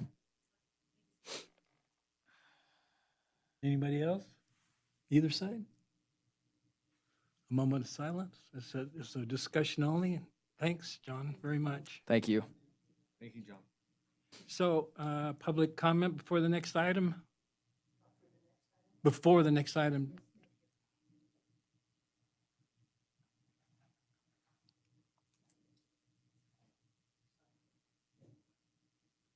Denny French, Carson City, Nevada. Thank you. Having worked for a city for nearly 10 years, and having been a security officer that was gun certified and such, and de-escalation was really an art. You had to have time at it. You had to have real good training at it, and I wasn't always successful at it. I had my share of run-ins. So the deal is that I am concerned that when, Ranger Costello suggests that he's got a lot of time and effort into what he's doing, and you can tell. I think those activities that are on the side deal as far as community education are great. I do have a real problem with the maintenance and task. If I had got myself into a situation where I'm trimming a tree, I have to cone off the area, I have to get the proper gear on, I have to have everything in sort of a set position. I have to have a timeline that I'm working with. If I'm getting called also to other type of activities through that, I have to de-gear, I have to pick up, I have to secure the area, I have to get the vehicle ready to go. I don't think those things should be left to the rangers. I feel that the maintenance crews are quite able to do such, and they should. And I've seen many a tree mistaken or inappropriately sawed by somebody that was in a hurry or anticipating a call. So my thing is that a big lot of this list shouldn't be on their list. They've got a lot of community activities that I'd like to take off their list too, but I understand that it's important to have people with uniforms that represent parts of this community, and being part of the open space is a huge part. It's an introduction to people with a uniform on that's really great. I appreciate that, but I think they're overdone, and I think that they should have more time to take care of places like were mentioned, secluded areas. Trash issues are happening, I don't think, because people are just necessarily trashy, but visibility is huge. I had to patrol in vehicles at times, and getting around was huge on keeping those type of things down. And when I was on foot, I had to get around that round differently each time, so I would be surprising instead of anticipated. And my thing with what they're doing is they're overstretched. I really want them to concentrate on being around, being visible, doing the citations and watching for regulation violations and such like that, and then educating as they go. These other activities are needed, and I appreciate it, but I think they could be put on to volunteers instead of the rangers themselves, because they have extra training. They are special at those de-escalating situations and such, and visibility is huge. So I would encourage this list to get smaller, and those that are with community efforts should be volunteers, maybe retired rangers. But thank you. Thank you for your comments, Denny. Thank you. No, I would prefer you don't address that, because there's a difference of opinion between this board and Denny's, but his opinion is just as important as anybody else's. I have to say, this is out of order, and I appreciate that. But to suggest that I am at odds with you as a board was a little We're at stretching. odds with his report, I'm sorry. not him I'm sorry. personally. I thought you said with your board. If I did take it, I was misunderstood. I meant with the report. You can disagree, that's wonderful, but he doesn't need to respond, because there's a board up here that I gets do first hope he dibs. will, and everybody will consider what I've said. Thank you. That's what we do. Thank you, Denny. Thanks, John.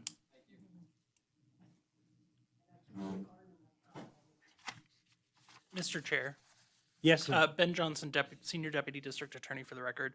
I just wanted to clarify for your information that you don't have to take public comment on non-action discussion items. It's fine that you did, and you're more than welcome to moving forward if you want to, but you're only required to take public comment on Okay, well, action there was items. been some discussion ones that like this, where there was a lot of. As so- I said, But there's an option that I will, yes, I can you're use in fine, the but future. just Thank wanted you to for let you know that. that All is right. available. I understand. Okay. Where did I go here? This is Park Rangers. There, 5C, presentation only by the volunteer coordinator regarding volunteer programs, activities through Parks and Open Space, Aaron Larson. You're on. Hello, everyone. For the record, my name is Erin Larson, and I'm the volunteer coordinator for Carson City Parks, Recreation, and Open Space. I'm excited to be here today to present to you the volunteer report for 2023.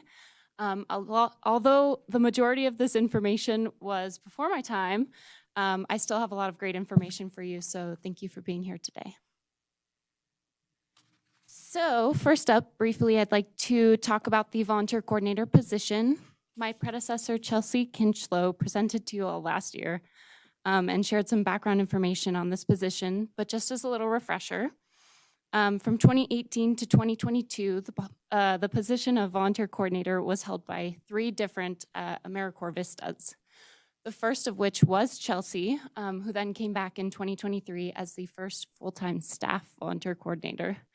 I started this position in January, and I am just super excited to be a part of the team.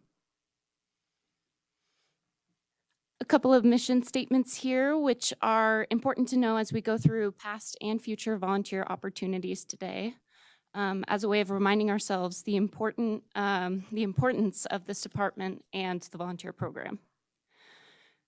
So the first one is the Carson City Parks, Recreation, and Open Space Department's mission is to provide exceptional parks, open spaces, and diverse recreational opportunities to enhance the quality of life in Carson City while preserving our natural resources for future generations. The volunteer program's mission, specifically as created by my predecessor, is that Carson City Parks, Recreation, and Open Space is dedicated to engaging and educating the public in their community's public lands through volunteerism. Through these practices, members of Carson City will become better stewards of their environment while educating and encouraging those around them to care for their local public lands. So with those in mind, let's take a look at what happened in 2023. Throughout 2023, approximately 2,639 hours were spent by volunteers in our parks and open spaces, participating in activities like the ones pictured here. As seen here, we have a cottonwood painting at Ambrose, a trash cleanup at Sand Canyon, our annual Move with the Mayor cleanup, trail maintenance at the Waterfall Trail in celebration of National Trails Day, weeding at Lone Mountain Cemetery, bull thistle pulling at Horse Creek Ranch, an Arbor Day planting at Carson River Park, duck box installations along the Carson River, a Moffett open space beautification with members of the public and members from Carson Ridge Disc Golf Club, and finally a pollinator garden planting at Buzzy's Ranch. So there was a lot of opportunity for volunteering in 2023. And as we talk about all these volunteer events, it's important to keep in mind that for every hour a volunteer serves, there's a monetary value associated with that. As you can see here, from 2018 to 2023, that dollar amount has grown by $8.06, and since 2022 has had a 5% increase.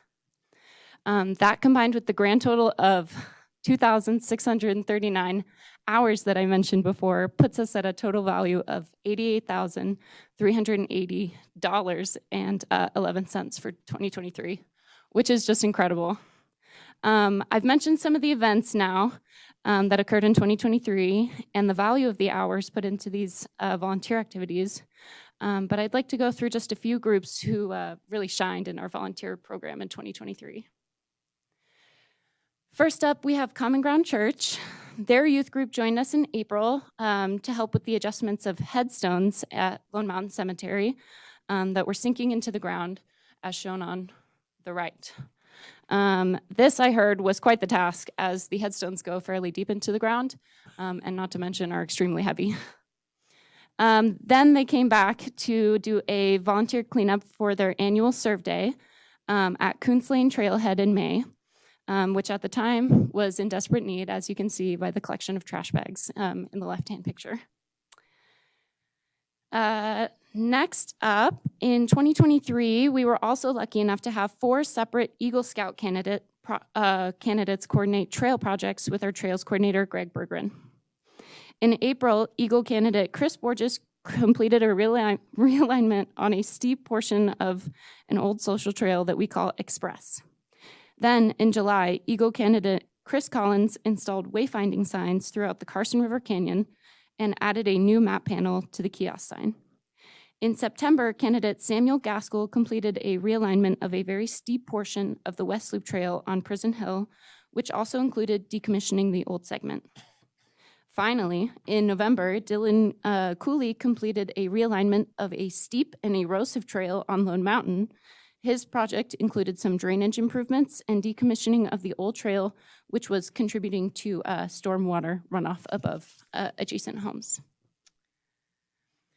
Next up, we have Patagonia, who in May gave us 8 Patagonia staff to volunteer to help brush trail and perform routine tread work on the Foothill Trail and the V&T Extension Trail for 4 hours, split between 2 days. Patagonia staff are super kind and wonderful individuals and are often excited to help out with volunteer activities involving trail work. Mountain Vista Baptist Church had 12 volunteers come out for 5 hours to assist with our annual Kids to Parks Day. They help with setup, booth running, and breakdown of this event. And this event tracks up to 100 kids and their families. So the assistance of volunteers with this is much appreciated by our staff and those who attend the event. And last but certainly not least, I would like to mention Muscle Powered. Muscle Powered provides the bulk of volunteer hours for Carson City and is in fact, out of the total 2,639 hours for 2023, 1,390 of those were muscle powered. Their projects included helping complete the Capital to Tahoe Trail, the Phase 2 of the Odyssey Trail, maintenance on the Lincoln Bypass, and Bob's Trail, and many, many, many, many more. So that brings us to today. 2024 has gotten off to a great start so far. Thus far, we've had 2 disc golf course cleanups, a work day at Hobart Trailhead with Lakeview Homeowners Association, 3 adopted trail cleanups. We wrapped lilac bushes at Lone Mountain Cemetery to protect them from deer, a horse and dog waste pickup, and a weed pull at Ronald D. Wilson. And we spent 6 hours over the course of 3 days cleaning out Linear Ditch with Common Ground Church. Outside of that, we have relaunched our Park Ambassador program. This program is for individual volunteers who want to spend, or who already do spend, a minimum of 1 hour per week in their park or open space of their choosing. They help with day-to-day maintenance such as trash and waste pickup, as well as report more serious maintenance needs such as vandalism or broken infrastructure. They're really our eyes and ears in the parks. Since launching this new program, we have created a fun Park Ambassador shirt and recruited 5 new ambassadors who collectively thus far have logged a total of 80 hours in their parks and open spaces. One of which I'd like to mention is even coordinating once a month tabling at her park to discuss the environmental impacts of dog waste. Finally, we are also in the process of relaunching our Adopt a Trail program and are currently in talks with 3 potential adopters. This program is great for groups, businesses, and clubs who want to coordinate a minimum of 2 to 3 volunteer events per year on their adopted trail with activities based on the trail's needs. Those who adopt trails also get their names on a sign at the trailhead. Looking ahead, just for this month, we're currently planning a thistle dig on the Linear Ditch Trail to pull out invasive weeds and thistles. That's going to be this Thursday.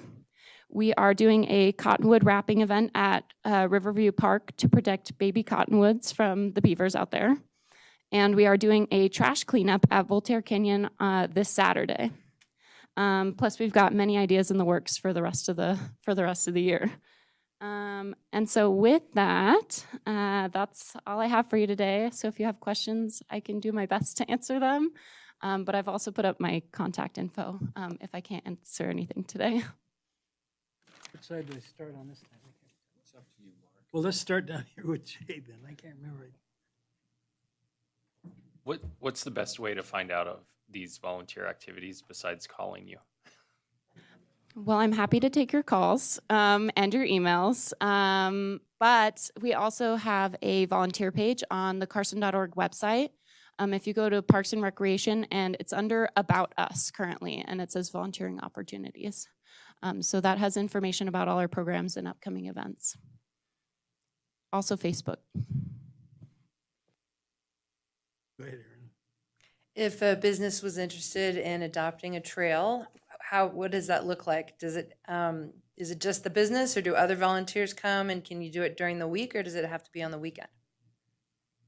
So if your business is interested in adopting, it's coordinated by your business. So if you want to do it during the week or the weekend, it's what works with your schedule. If you want me to be present there, then it's what works for our schedule collectively. If you wanted other members of the public out there, that would be totally up to your business. A lot of our current adopters like to use it as like a team bonding type thing. So we don't often get other members of the public, but it's not allowed. Okay, thanks so much. Aaron, and then when you do adopt a trail, are you just making sure that it's clean, or are you clearing brush? What are the opportunities to do? So depending on the trail, would decipher what your activities would be. So at some of our trails, adopters come out and they do trash cleanups, but then some come out and their trails need brushing, or we could discuss planting opportunities or waste cleanup. So it really just depends on that trail's needs. Okay, thank you. Down at the end. This jumping from the middle to the end is throwing me off. I'm Oh, sorry. is it a different system? That's Kurt's fault. He could have been the boss. All right. I just want to say thank you. I'm an avid disc golfer. I've been to both of the cleanup days so far, and the first one we found a whole bunch of broken glass, and we brought it to Aaron's attention. And the next cleanup, we had a handful of sifters, like PVC sifters, to help clean it. So I appreciate you being receptive and providing equipment so the volunteers can do the job properly. And I look forward to doing more in the future. And the ditch along Governor's Field, that was huge. I ran through that a few times last year, and it was looking really bad, and it's much better. So thank you. I just want to say thank you, and I think you're doing a fabulous job. Enjoyed National Trails Day, fun seeing you, and thanks for helping our community volunteer. I mean, that's what it's about, so appreciate you. Yes, thank you. So as a commissioner for Nevada Volunteers from the governor's office, I'm not sure if you know that there's like a Star Lights Awards where you can recognize your volunteers. And it's an annual awards ceremony that happens in Las Vegas, but depending on the hours, there's like 10 different categories that you can nominate your volunteers to go through that. So, but I can get you that information because I think the work that they're doing here, some of them that you said that there's like 577 volunteers, but if some of those are duplicated, that are putting in a lot of hours, they have a great chance of winning those awards. And so the applications were already turned in for this year, but they'll be open next year, and I'll make sure to get you that information as well. But I think it would be a great opportunity to recognize them. That would be amazing. And it's very much in the works right now, but we're also trying to work on a volunteer appreciation event sometime in the fall, possibly some kind of potluck or barbecue with awards for our volunteers who are putting in the most. So on that note, so I do believe, though, also there is a sub-grant that I will forward you that information, and I do believe that it is not closed. So I'm not paying attention to anybody right here, but if I forget about it, I will forget. So I'm gonna go to my email and I will forward you that information because there is a sub-grant that can help you fund that recognition event.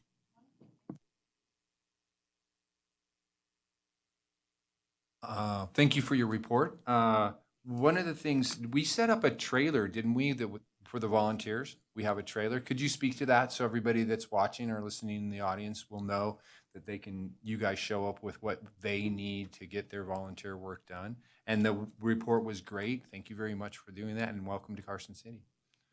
Thank you so much. I don't know much information on the background of the trailer, but we do keep a community trailer that we bring out to volunteer events when necessary. For some of the last couple ones that we've had in the community, there's been not too big of groups. And between you and me, I don't like driving the trailer. So I usually just throw the tools in the back of my truck. But yes, we do provide the tools that are necessary. A lot of our volunteers are awesome and they bring their own gloves and whatever they have. But we do have that stuff available for people who don't have that.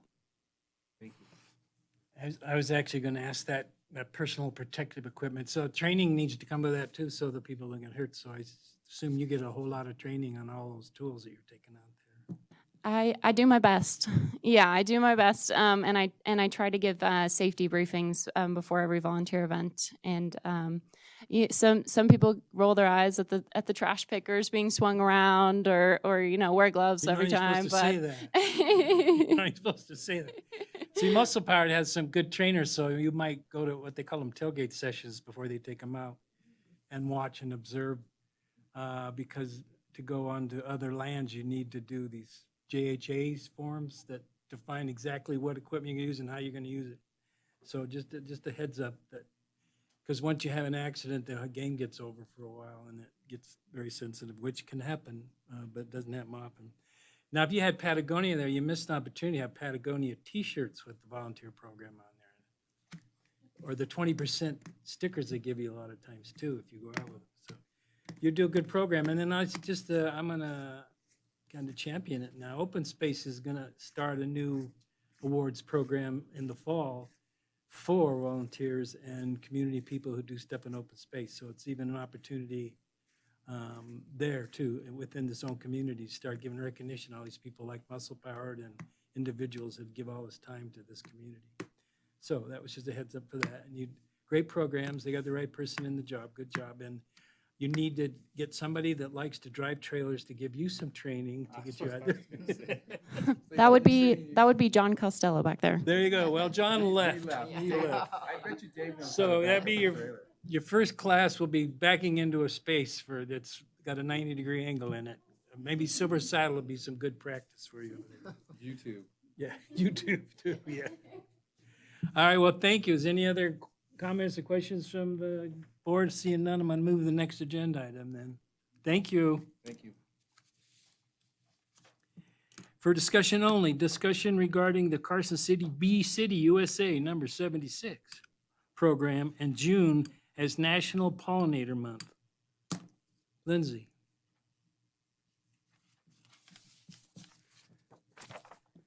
Thank you, Mr. Chair. For the record, Lindsay Boyer, Open Space Manager. I am very excited to talk to you guys today about Pollinator Month and our Bee City USA program. It's been a while since you guys have heard about it, so wanted to come and share all the great things that we've been doing and kind of a refresher on our Bee City status since June is National Pollinator Month.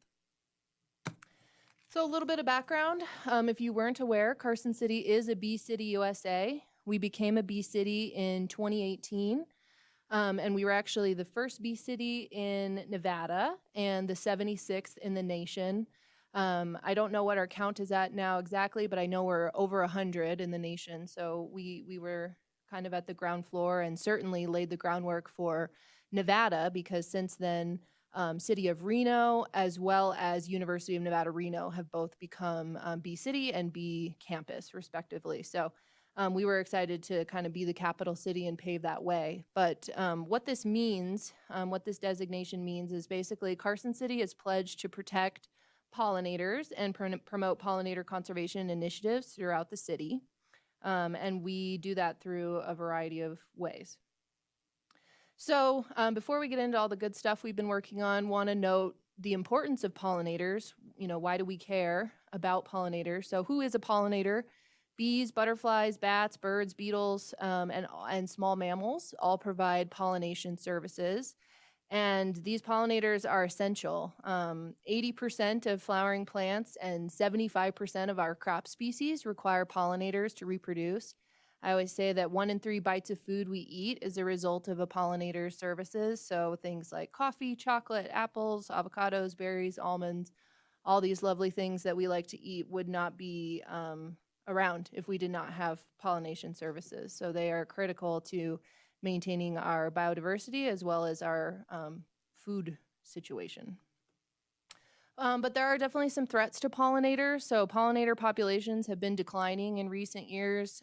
You might have heard about the honeybee hive collapse situation that's been occurring, as well as our monarch populations have really been reduced. So this has brought the attention to the plight of pollinators and the need for additional pollinator conservation.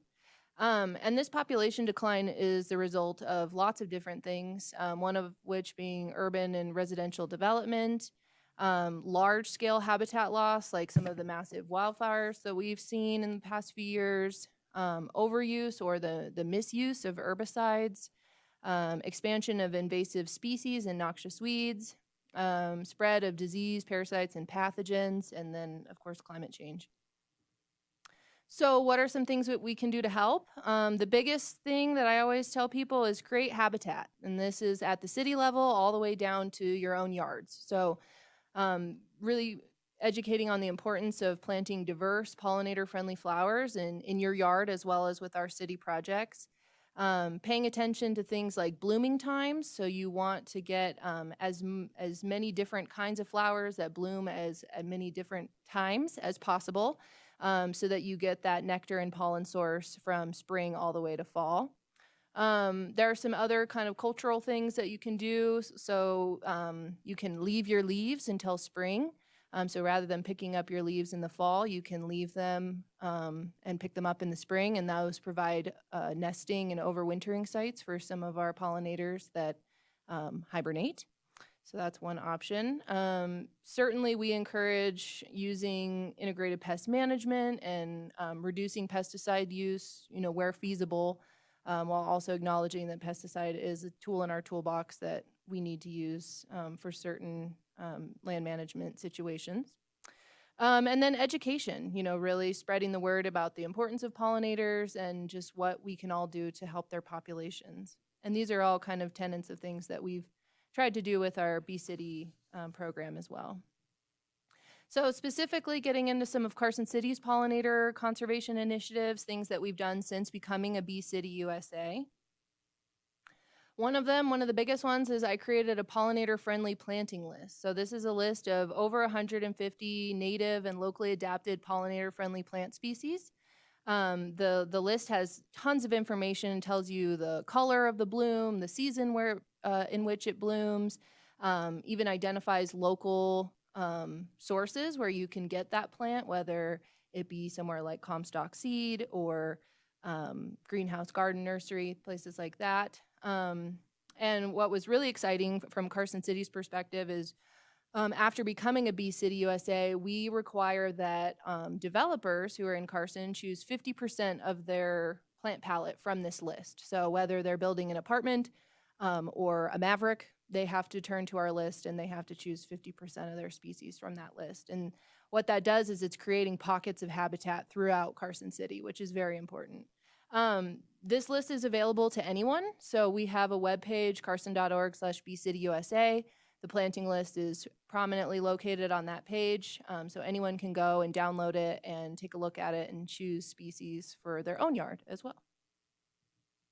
Talking about integrated pest management, I mentioned this is one thing that we definitely promote and practice within Parks and Open Space.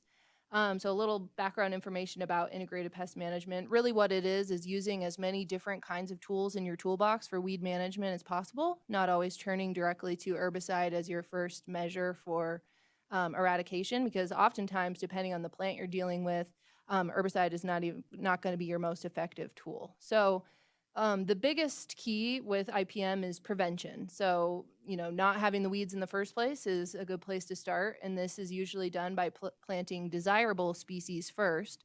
So what weeds love is an open vacuum. So if you don't have any plants, the first thing that are going to show up there are weeds. And so that's why we always talk about planting what you want to see first, and that goes back to that planting list. But if you do end up with a weed issue, identification and monitoring are going to be huge. You really need to know what plant you're dealing with and whether it's a perennial or an annual, when it's going to go to seed. All of those are really important things so that you can choose the right tool to treat that weed. Because if it's an invasive annual, for example, you would be better off choosing a manual form of removal, whether it's weed whacking or actually pulling the weed before it goes to seed, before it flowers and goes to seed, so you can prevent that seed from going into the seed bank and perpetuating in the future. So we do a lot of manual removal. This picture here is one of our volunteer programs from a few years ago. We went up to Horse Creek Ranch and we pulled lots and lots of thistle from the meadow there, and you can see there's quite a number of bags. So that's a pretty successful event that we try to do every year when we can get up there. We also have worked on a handful of biocontrol projects. So this is using naturally occurring either insect species, or in some cases it can be a naturally occurring like fungus. And those, whether they're species or products, have been found to naturally disrupt the life cycle of some of the weeds that we deal with. So for example, we have an ongoing project looking at Canada thistle, which is a perennial noxious weed. The only way to deal with it is herbicide. There's no other form of control that will work for that particular plant. However, they found that there's this rust fungus that naturally targets the plant, and it can suppress its ability to flower. And that has shown to really reduce the Canada thistle that we have at our test plot. So we're really excited to be able to use different agents like that where appropriate. And I mentioned herbicide is still an important tool in our toolbox. So especially when it comes to treating perennial noxious weeds.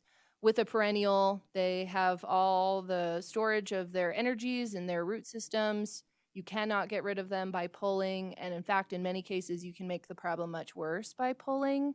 That is an example, like with perennial pepperweed. If you go in and pull perennial pepperweed, you're just going to make your problem much, much worse. So we do need to use herbicide in those situations, but thinking about our pollinator friends, we try to do those treatments before the plants have ever flowered. That way we're not running into conflict with bees who might be on the flowers while we're trying to spray. And it's really important when it comes to herbicide to mention that you definitely need to have proper training and proper equipment. This is something that the public really needs to take seriously. I see a lot of people in their yards spraying Roundup and not wearing the right PPE and things like that. And so really wanting to emphasize the importance of reading the label and being aware of proper protocol if you are going to use that in your own home. Some other cool initiatives that Carson City's done since becoming a Bee City USA. So in 2019, the Chamber of Commerce Leadership Group capitalized on our Bee City status. And they put together this really amazing group project where they built a Mason Bee Hotel. So this is up at the Foothill Gardens site, just below the Foothill Trail and the V&T and behind the Cancer Center. So this is a beautiful bee hotel. If you've not been there, it's a great place to bring kids to learn more about pollinator conservation. There's some interpretive panels there. You can learn more. You can get an up-close view of the Mason bee nests. As you can see, these kids are checking that out. There's really beautiful pollinator plants that are all planted around there. And then of course we've got the greenhouse project there, and they're growing food that helps out the Meals on Wheels and the senior center. So it's just a really great example of local agriculture meets pollinator services and education. And then capitalizing on the success from 2019, the 2020 Chamber Leadership Group kind of doubled down and did some additional work at that location. So specifically, they planted a bunch of pollinator-friendly trees.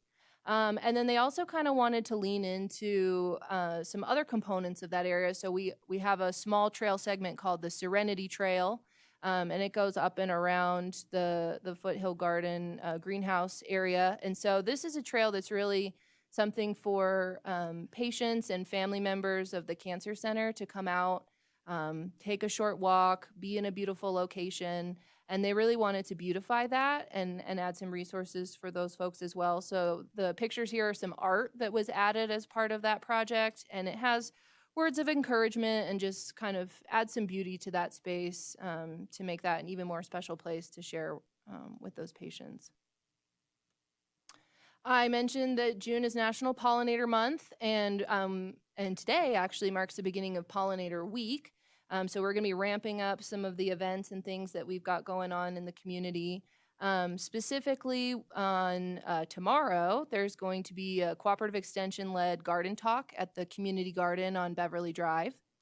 On the 20th, there's going to be a native plant hike at the Foothill Garden, so the location I was just talking about. On the 22nd, there's going to be a pollinator booth at the farmers market. That's also a cooperative extension effort. On the 28th, we're going to have a full moon native plant tour at Comstock Seed. If you guys have not been to Comstock Seed, it's an absolutely beautiful, amazing, wonderful location. Definitely recommend checking that out. And then on the 29th, so just kind of ending Pollinator Month, we're going to have our Pollinator Parade.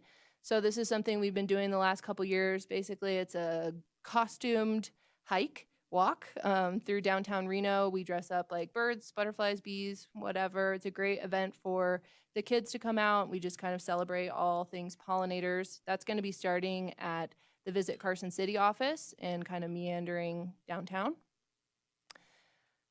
Just wanted to highlight some of the education and outreach that we do. Again, as I noted, being able to educate the public and students, as well as, folks in their own homes, what they can do to protect pollinators has been a big initiative of ours. So one big thing that we do, you can visit the Carson City Library this month and you'll see our library display.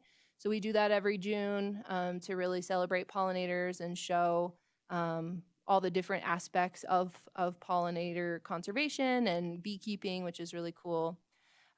We've done some different tabling events through the years. So the picture in the top right with our queen bee there, that was at an Earth Day event we had a couple years ago.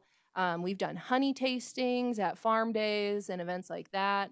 I've taken kids out to the Foothill Garden several times. Those are the pictures on the left there. So we'll do a hike of the Foothill Trail, and then we'll check out the greenhouse as well. And that's just a really cool way for the kids to see all of this kind of in action.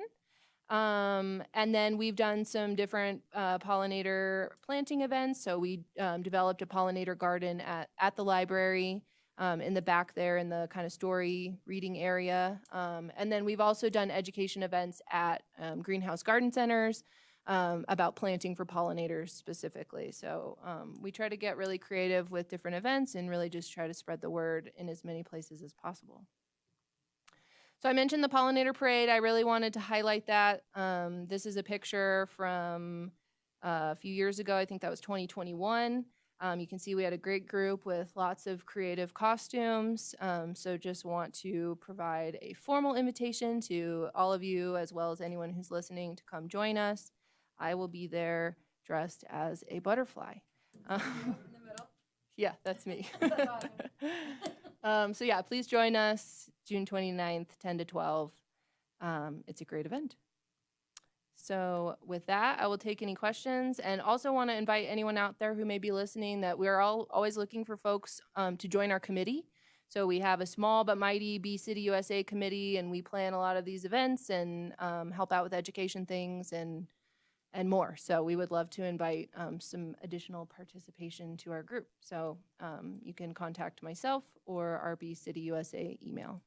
Who's we? When this We, committee? the royal we. Well, it's myself. Kelly Clark is our chair, and Linda Groves is our. She was our secretary. She's kind of retiring. So we do have a very small group. It's not very many of us, and so that's why I wanted to put out a call that we would really like to get some more folks to join us, some young blood if possible. And so it's really fun. Anyone who loves pollinators, I think, should come be our friend. Okay, thank you. Yeah, but I'll take any questions you guys have. We'll start down here, right in the middle from you. It's great information. I really appreciate it.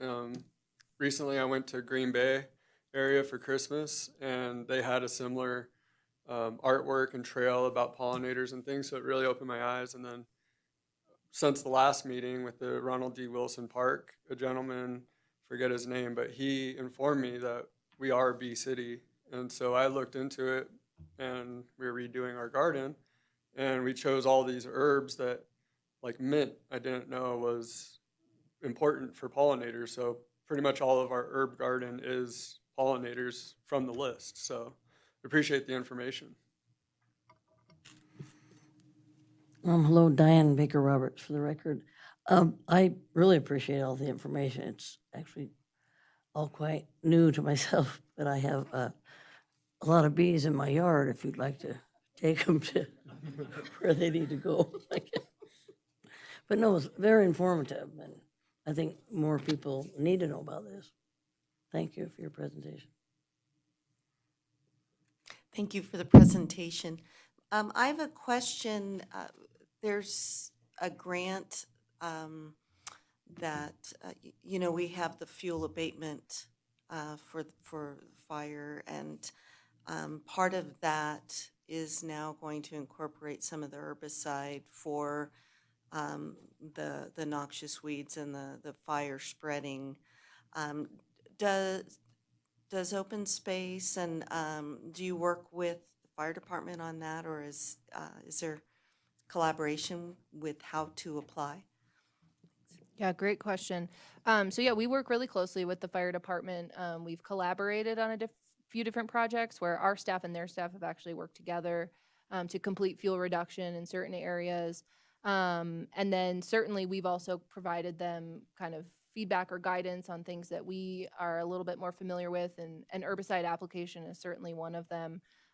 We've spent a lot of time and effort getting our staff trained. They are all certified applicators through Department of Ag, and they go to lots of different trainings and are well-versed in plant ID as well. So I think we've kind of become a little bit of the go-to within the city for advising on herbicide application. So yes, we definitely work closely and are an available resource for the fire department and vice versa. Fantastic. Thank you, and great report. Kurt, you got anything? Thank you for the report. No? Do you also work with NDOT for fuel reduction? That's a good question. We have not worked with NDOT on fuel reduction so much. I know that they do a lot of kind of pollinator planting in their right-of-way areas and things as well. But we don't have a whole lot of overlap where it's like Carson City land and NDOT. We do kind of in the right-of-way. The right-of-way, yeah. So that's kind of the place of overlap. But yeah, we're certainly kind of aware of what they do as well. Well, I love that you have a condition of approval for the developers to plant at least 50% of the pollinator plant list that you developed. I think that's amazing. And I am also affiliated with the Mark Twain Garden Club, so I will pass along the information about the Bee City USA. Thank you. You're welcome. Mary? Awesome job. Yeah, very informational. When you first started with Carson City, what was your job position? I was the senior natural resource specialist. So that's your background. Were you into the bees then, or did you become a bee person after? That's a good question. Yeah, so my background's in wildlife ecology and conservation, worked in a plant lab throughout college, so always had the love of botany. I feel like my love of pollinators was always there under the surface, but it was really not until I got handed the assignment of let's make Carson a Bee City USA that I kind of got into pollinator conservation, and now I'm like the queen bee. Well, I think that's great. I know this is a lot of your private time with your committee, and some of this action is certainly not on county time or city time. So I respect that and understand that your passion drives you to be able to do that. So, and I do expect Kurt to show up in some bug outfit or something with you for your parade. One of your supporters. So thank you for that report. I don't have a bug out. You got a flower? Okay, you can go as a flower. works too. Is any other comments from the board before I move this on? Thank you. And that's Thank you. just one way that Carson City's out there doing good stuff, so thank you. It's been 2 hours and I only have one item left on the agenda. Poor Greg gets last place, but if anybody would like to take a 5-minute break or just move on. Okay, I got all move-ons. Okay, there's nobody that needs to do something in the next 5 minutes. So you're on and we're excited to have you here, even though you're last place here, Greg, so. We're all energized from the B talk. Well, thank you, Mr. Chair, and I'm very excited these to be are- here. So for the record, Greg Berger, Trails Coordinator. I don't normally give a Trails update at the joint meeting because I know these meetings do go long, but I think we have so many projects going on right now that I'd like everybody to be aware of them. But before I do that, I would like to mention something else. My office is in the same building as the park rangers, and so I see them every day, and their enthusiasm, their integrity, their professionalism, their care for everybody in this community, regardless of their status, is second to none. And I'm very proud and happy to be able to work with that group of individuals. I don't think we could find a better group of park rangers anywhere. So I wanted to, go ahead. No, that was great, good comment. What I have to do is I'm neglecting my duties. Kurt should have caught me here. I need to, for Brianna, announce this agenda item as appropriately. Oh, I'm sorry. So she'll have it, so all of a sudden we just start talking to you and we didn't start with anything. So here we are, Trails Coordinator Report. Activities related to trail projects managed by Carson City Parks, Recreation and Open Space Department, including trail-related grants, programs, and events. Greg, there, now more official for poor Brianna. All right, thank you. I also wanted to mention one more thing. Aaron did not mention the incredible job she did putting together our Trails Challenge, our very first Trails Challenge this year, which is designed to encourage people to get out and find some new trails and exercise and enjoy the outdoors. So if you have a chance, check it out on our website. Okay, so getting to trails. Yeah, a lot of projects going on right now. The biggest one is the $2.4 million SNPLMA funded grant, SNPLMA being the Southern Nevada Public Lands Management Act. They are funding the construction of a multi-use pathway along the west side of Prison Hill. That's the Carson River Trail System Phase 3, Prison Hill West. And that project also includes a revamp of the Coons Lane Trailhead to include new access road or a regraded access road, and vault toilet, shaded picnic table, and it's kind of neat, the design for that trailhead, even though it's going to hold about 25 to 30 vehicles and have trailer parking and ADA compliant parking, the footprint is actually smaller than the existing footprint of that trailhead. So very good design on that. And then the third component of that project is a safe street crossing of Edmonds Drive at Coons Lane, so that the neighborhoods on the west side of the freeway of I-580 and Edmonds Drive can more safely access Carson City's largest contiguous open space property. So that's that project. That'll be happening. We'll be starting on that probably in the next few weeks. Desert Peach Trail, that is a project we just finished. It was a recreational trails program funded project. And Muscle Powered actually organized a little bit of it. They wanted to do a little grand opening ride and hike, and it was actually 50 people that showed up to it. So, yeah, I know. It's just, this trail was really one that was desired. It connects the loop trails on the north side of Prison Hill with the North Loop, and so it finally provides a really nice, sustainable connection between those two. So it's going to be, it really opens up a lot of opportunities for loops and connections from my Coons Lane Trailhead to the Fifth Street Trailhead and things like that. Muscle Powered, under the leadership of Paul Sinnott, just completed a small realignment of the north or the upper end of Dead Truck Canyon. That's obviously a trail that many of you know, and you know that it does need some work, so we're working on that. Paul will also resume the next segment of the Odyssey Trail this fall, and Odyssey has become a very, very popular trail on Prison Hill. It's eventually, when that's completed, it will complete almost a 5-mile loop. So again, more loop opportunities on Prison Hill. Bob's Trail, and I want to give you a little bit of history on this first. So in the very ancient past, like maybe even as recently as 10 or 12 years ago, people wanted to have trails in Ash Canyon, and so they built trails in Ash Canyon without regard for, you know, who owned the property the trails were on. And so we started with a series of trails that were on private property. They were on the Division of State Lands property, Western Nevada College property.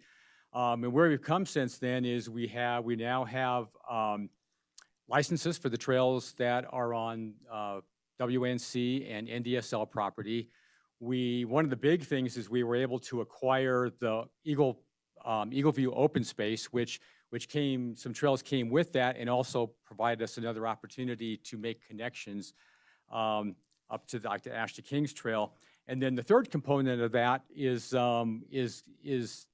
completing that connection. So we wanted to get a connection from the very bottom, from like the foothill trailhead, or hopefully the new Ash Canyon trailhead, to be able to get to the Ash to Kings Trail and other trails further up without having to cross private property or be on some of the steeper, scarier trails. And so that's Bob's Trail. And the last piece of that is being completed probably in the next few days, or if not a couple of weeks. So big shout out to Muscle Powered for getting that done. And with that, we now have a really nice map for the west side. Everything on here is legal and authorized. And so if anybody didn't get one, let me know, and I've got plenty of copies here. Okay, Carson River Trail. So this is another project funded by the Recreational Trails Program. It's two components. And one of those components we completed with the help of our open space staff. There was a segment of trail along the river between Mexican Dam and the Morgan Mill that was completely wiped out in the 2017, the most recent flood. 2017 plus the most recent flood of 23. And so we realigned that, and you can see in the photos in your report, there's one photo in the upper left there that shows Lindsay inside of a hole that used to be the trail. And then the photo just to the right of that shows that trail again with just a giant hole, and our new trail that we built, you can see in the upper right-hand corner of that photo. And then down below, you see Jared Whitaker, our open space maintenance coordinator, working on the trail and the finished trail with drainage on that lower right-hand photo. And so the second component of that project will be to rebrand the segments of trail that we have along the Carson River from Morgan Mill to the Mexican Dam. And we're going to leave the segment names there, but we're going to rebrand the whole thing as the Carson River Trail, so that we have one contiguous accessible trail 5 miles along the Carson River. And we're working now on so the second component of the project, which will include new wayfinding signage along with some interpretive signs. So that we're excited to continue on that. And then also, I know this one is near and dear to Chairman Kimbrough's heart, Sea Hill Trail. We worked diligently last summer to come up with a new alignment for Sea Hill, because anybody who's been on that trail knows it's the worst trail in the city. And Chairman Kimbrough provided us some input on that with some of his ideas, and we kind of combined all that and came up with a new alignment. And Muscle Powered, at least tentatively, would like to start working on that this fall in the cooler weather. So hopefully a new, much more sustainable, accessible access to Sea Hill will be in the near future. Morgan Mill Interpretive Plaza, we're working with Public Works and the Carson River Subconservancy District on developing a small interpretive plaza at Morgan Mill that would include a high water marker to indicate the various flood levels from various floods over the years, along with an interpretive sign about the historic mills along the Carson River, and then the importance of floodplains. And that will be, we're going to be bringing all the components of that together this summer. Hopefully we'll be able to have a little grand opening for that sometime in the coming months. We already talked about the west side map, and then I know our in the Ranger presentation, they talked about the Grit Freedom Chair, which Open Space acquired that this fiscal year, and the Rangers are offering that in their programs where feasible. And we did have, you can see in the photos here, during Junior Ranger Day, that kind of all-terrain wheelchair was taken advantage of, and so there was an individual that was able to participate in Junior Ranger Day, and they were very appreciative of that.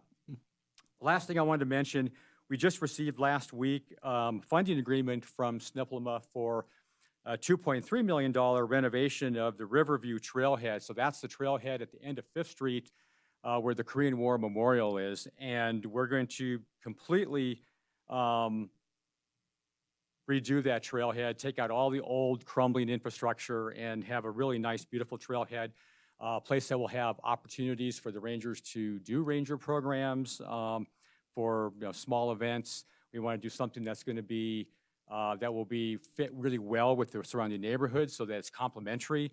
And so with that funding agreement, we'll be taking that to the Board of Supervisors in a couple of weeks for authorization, and then we'll wait on a notice to proceed, and can't wait to get that one started. So that's all I've got, and with that, I will take any questions you may have. Jay? Aaron? Nope, great job. Mary? All the way down the end again? Jacob? I'll do it. About everything's amazing. I'm loving all the trails. My wife is training for the Tahoe Rim Trail 100. She's pacing a friend, so she's been doing a lot of runs between Ash and Kings Canyon and stuff. So she's going crazy about it in Prison Hill. So seeing her excitement is really awesome, and now I can tell her something new that's coming. But about the Grit Freedom Chair, I was curious how somebody would be able to rent it, or what the requirements might be for an appropriate program for using. Yeah, that's a great question, and I'm glad you asked that. So we offer it with any of the Ranger programs where it would be appropriate to utilize that. And so somebody, if they're signing up for one of the programs, they can also ask to be able to use that chair. If you have somebody that may be able to take advantage of that chair in another venue, let me know, and we might be able to. We've talked at one point with the Recreation Department about possibly having it available for rent or for checkout or something to individuals outside of our programs. So there, we would like to be able to definitely utilize that to its full capacity. And if you have somebody, please let me know if you have something in mind.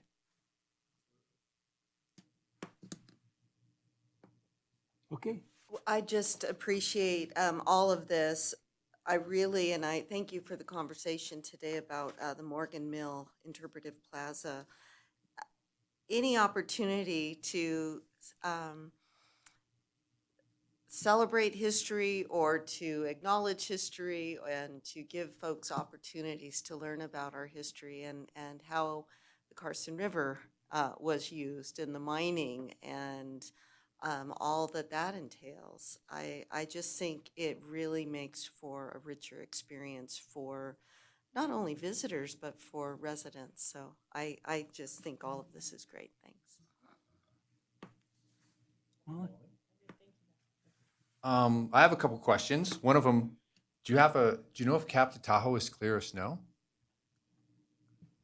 The latest report is that it's hikeable and rideable. You may have to cross a couple of small drifts, but it's, you can do it. Okay, great. The other one is, I see here on the west side map here, that trail where the Z Trail comes off of, over there off of King Street. So that's part of our trip. Ultimately, that trail is horrible coming off of King Street right there. And I don't know if there's a maintenance mechanism for that, if Muscle Power is in charge of that, but you can't ride up it. You can't really ride down it because of all the water that came down. So I don't know if that's under our purview or what. So I'll let you speak to that. Yeah, certainly. So that trail it's not it's not built to the standards that we're building trails to now. And that is why we would really like to get a well-built, sustainable trail on Sea Hill. The Z Trail, yeah, it does have its purpose, I guess, because it connects to a different side of Sea Hill. And so that's Mark.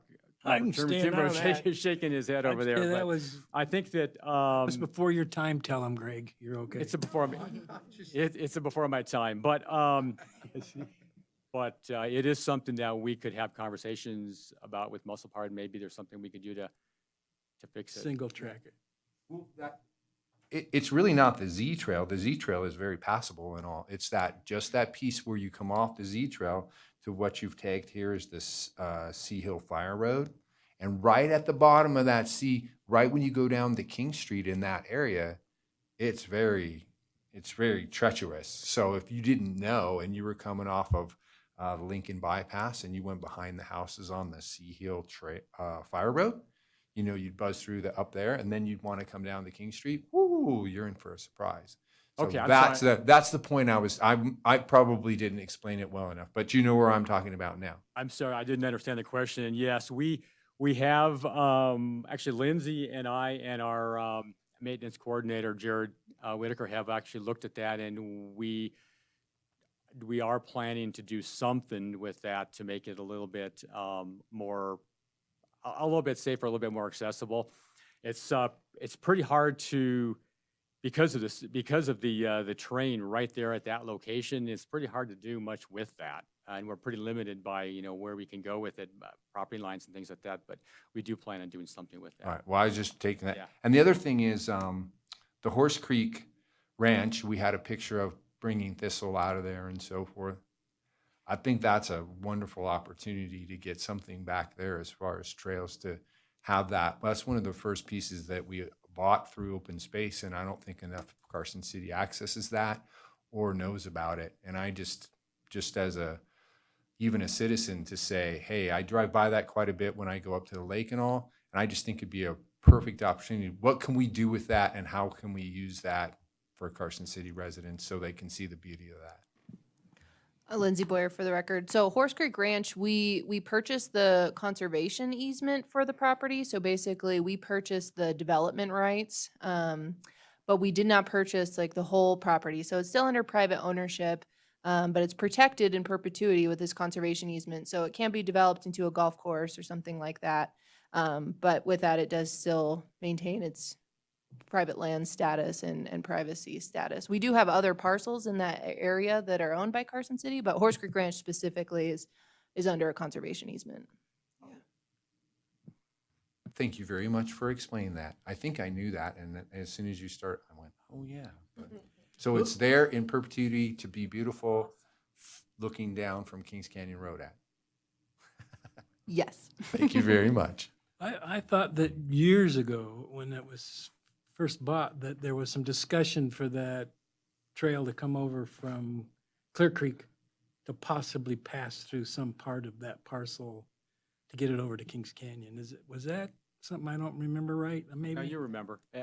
It's yeah, I'll take that one. So the idea is, and I know that Chairman Kimmer, you're familiar with the Sierra Front Trail and the conception of that. So a trail that would go like from north of Reno, not on the ridge, but kind of lower down. And so it would be from north of Reno all the way down into Alpine County and maybe even further south. And so there's a lot of pieces to that puzzle for sure.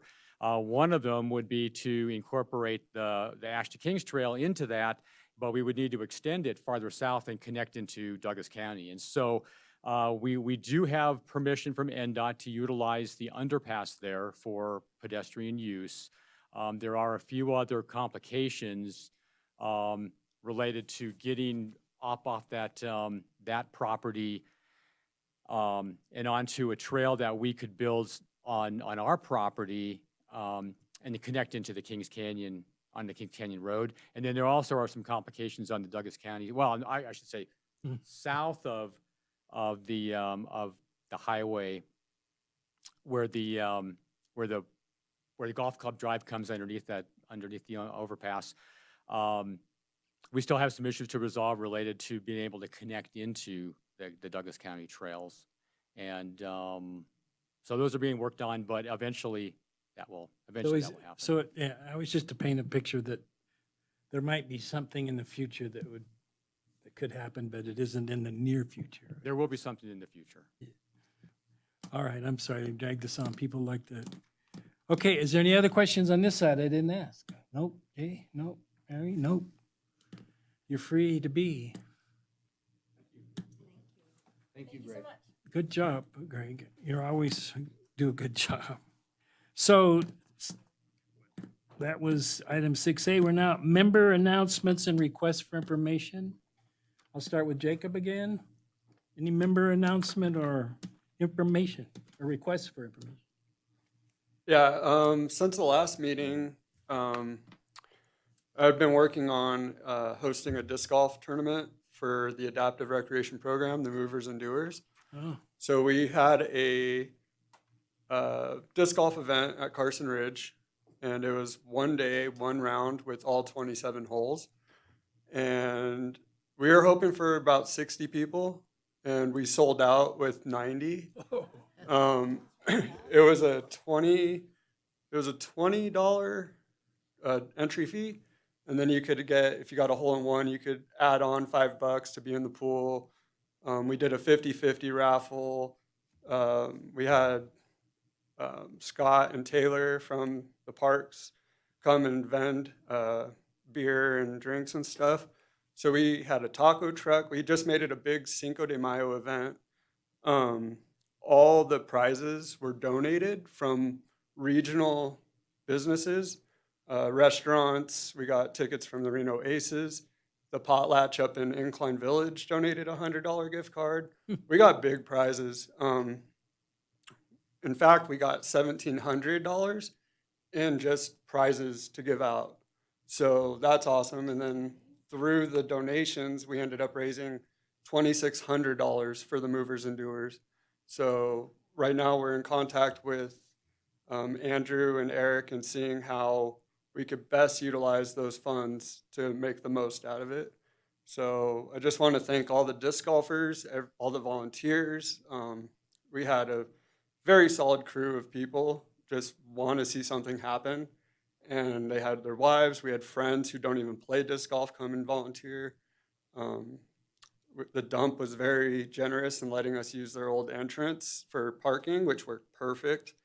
The only complaints we had was it was windy, so it was a knockout. So, yeah, I can't thank enough of the parks and everybody for supporting the vision to call the community together and do a lot of good. So we're looking forward to the next event, and hopefully we can make it an annual thing and continue to raise funds for the Movers and Doers.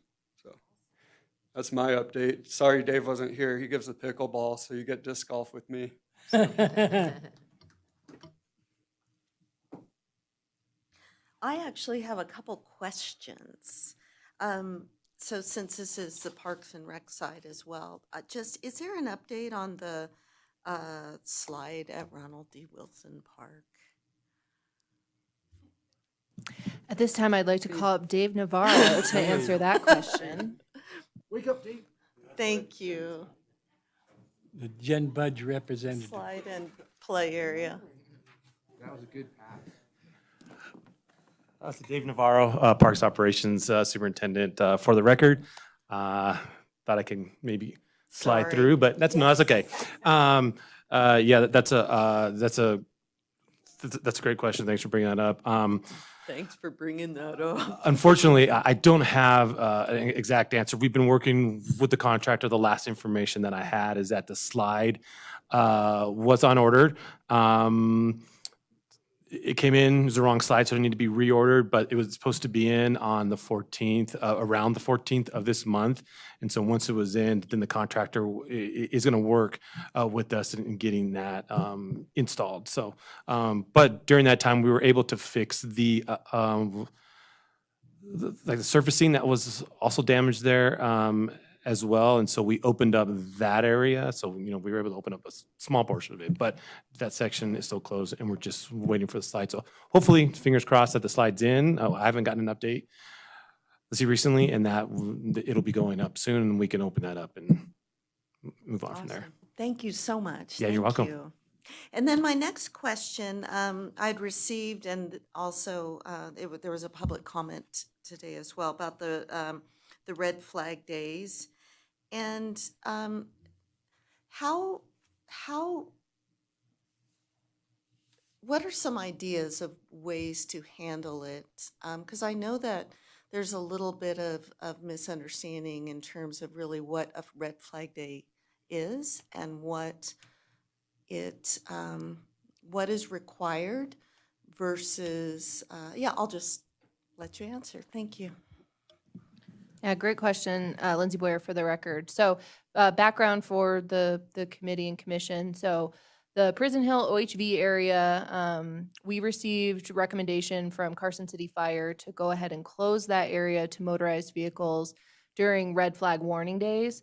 And what a red flag warning day is, and it's determined by, I believe, the National Weather Service, but it's days that are super hot, super windy, and super dry. And so when those three factors come together, they issue what's called a red flag warning. And so that's typically a call to curb certain activities, like obviously no open burning on a red flag warning day, things like that. So to try to prevent wildfires from happening inadvertently from motorized vehicle use, there's the recommendation that we close during those red flag warning days. So we've been doing that since 2021. It's not a formal policy. There's no municipal code that speaks to this. So it's basically a best management practice. So since 2021, we've been working with the fire department to kind of come up with signage that has the right verbiage and kind of come up with a program that is going to make sense both for informing the public as well as making sure that we have enough staffing resources to accommodate whatever that procedure may be. So in the past, we have done physical closures of the site. We go out and put out A-frames saying this area is closed during this red flag warning. We've had temporary signage, permanent signage. We've done social media blasts. We have the information permanently located on our website. So we've tried different ways to try to get that information out. We found that the actual physical closure of the site was very challenging to manage. One, because it's a 900-acre site. And there's no gate or anything like that, so it's hard to control traffic. And two, just from kind of a staff efficiency purposes, sometimes those red flag warnings can go from 2 p.m. to 11 p.m. on a Sunday night. So that can be hard with our limited weekend staffing to make sure that we can actually go out and put those physical closures in place. So as of last year, working with the fire chief, he recommended that we forego those physical closures and we rely on our signage and different outreach forms with social media, things like that. So we had a red flag warning this past weekend. We had a reminder on our calendar to start kind of looking for red flag warnings come this week because it's about to be summer. We were not expecting to get such warm weather so soon. So, the one red flag warning day was missed. Once we realized that it was missed, we had our park rangers go out and put up signage. So we do have the signage at both entrances now that kind of speak to those closures. Again, the information's always up on our website, so that's always there. It's on our Know Before You Go web page that kind of talks about how to plan for your trip. But really, we want to kind of empower our recreationalists to know before you go. So just like if you're headed out on a hiking trip or something, you would check the weather, you would check what sort of, what clothing you might need to wear, what you might need to bring on your trip. Same thing goes for our OHV users. So we want everyone to be aware that, there is potential fire danger on these days. The onus is kind of on those individuals to make sure that they're aware. And then we try to get the word out as much as possible.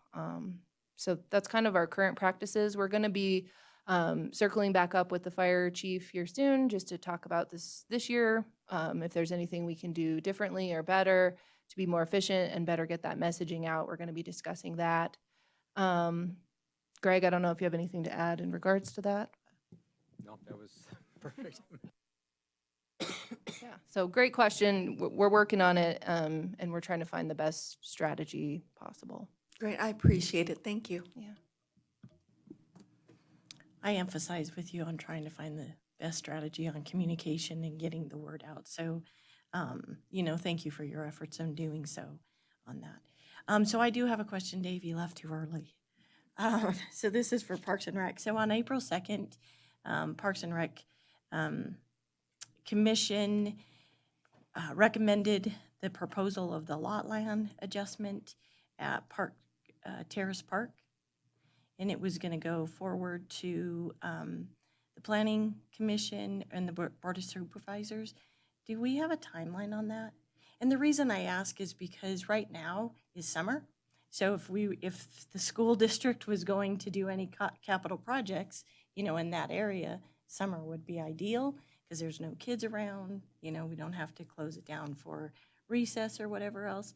And I've been watching and I just haven't seen it come forward. Yeah, again, Dave Navarro, Carson City Parks and Recreation Operations Superintendent.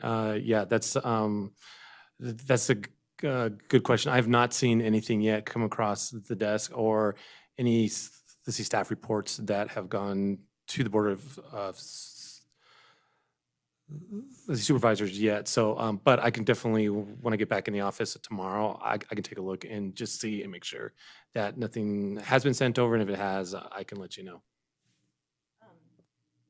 And then just lastly, I would encourage that if we can get it done as soon as possible, so then that capital, project can move forward during summer, because I know the school district, it's a safety issue. I mean, as we all agreed at the meeting, it is a safety issue for students. There's 3 public access points into that park during the school day. And, it's going to take some time to close those public access points off. So I was hoping to start the new school year with those closed off, but anything that we can do to push it, let me know. Thanks. Okay, will do. It's up to you, Bert. Thanks for all your reports.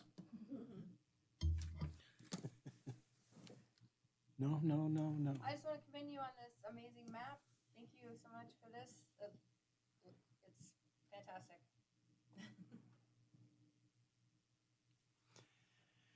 Well, now we move to the next item on the agenda. It was future agenda items for the Open Space Committee, but Parks and Rec got left out on that, so we can still give you a shot on it though afterwards. So is there any, for open space, is there any agenda items that you wanted to put on the next meeting? I can't think of them now, so I'll pick on you later maybe because I think we already did that in our last correspondence on the meetings, I think. Lindsay Boyer for the record. I did make a note tonight. I don't know if it was reflected, but the fall awards, making sure that that's captured. It starts in, I think we announced them in August, but we wouldn't hurt to put on the agenda to re-explain the process again. Yep, thank you. Yep. Park and Rec? Any future, Jacob? Can we still, is it just a misstep because it's not on the agenda? Ben Johnson, Senior Deputy District Attorney for the record. I believe that's so. You're not taking action, so even though it's not agendized as having both commissions, I think the intent was, if anyone has a request, you can state it, and then, it'll get back to the Parks Director, and, she can work with you accordingly for the next Parks meeting. Thank you very much for the explanation. And thanks for keeping me on my toes, Molly. Okay, you are able to talk now. All right, I just wanted clarification. But I've spoken with a couple of members of the disc golf community, and I've come to meetings and I've heard them say that they want an opportunity to talk. And so I'd like to give them a couple minutes and see what we might be missing. I don't know if this is a presentation from Mike Plansky and Will McKissick about just what we might be missing, if anything. Just throwing that out for consideration.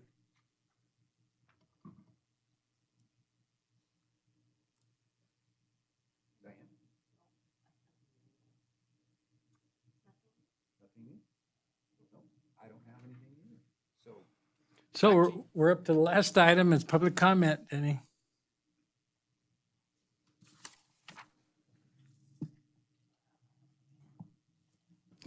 Denny French, Carson City. I'm really pissed. And I guess the best reason for that is that somehow my observations have been taken by the board here that I am trying to cause some sort of rift between myself and an individual when they're up making a presentation. I direct my questions to you, and then if they wanted to respond, I would appreciate it if you would let them, but I understood you didn't.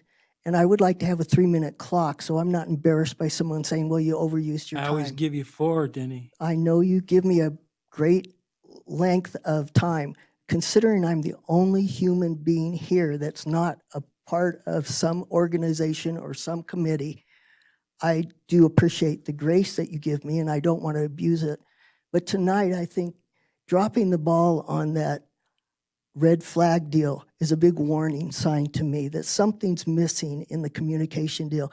I tried to talk to the fire department about it. They didn't really want to, and I'm so glad Supervisor Schutte brought that up. I think there was clarification there, but I still think that they're just not taking it as serious. That was a huge boo-boo. That was huge.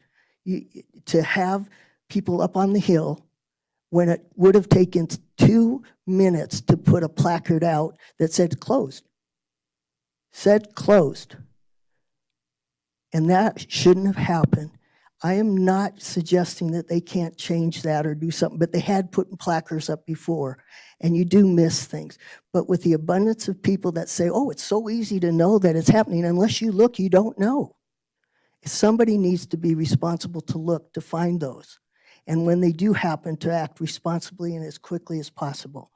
I didn't feel that their response this time, John wasn't available, Castillo, and dispatch didn't know. And then the response of them coming out, they didn't put up a sign that said closed. They put up a sign that says, if you look online and find that it's closed, you're not supposed to be here. What does that do for a person that doesn't have a computer or a smartphone? It doesn't tell me anything, and there was no telephone number. I want to emphasize the fact that we do not all have, and there is not always a direct state of power or a signal. And when you're looking for information, you can't even call one number to say, I'm going to get a taped response. There is a fire alert on. We don't want you on the hill. The whole community is part of that fire awareness. That red flag's not just for the hill. That's for the whole Carson. That was for everybody's knowing. In your backyard, please don't do a barbecue today. Don't do a fire in your whatevers. It wasn't just open space. It was for everybody in this community. And the people I polled, very few even knew about it. And the only reason I knew about it is because I heard a little blip on the news. Thank you very much. Thank you. All right, Danny. All right, a motion to adjourn. So moved. We're done. Thank you. Good meeting.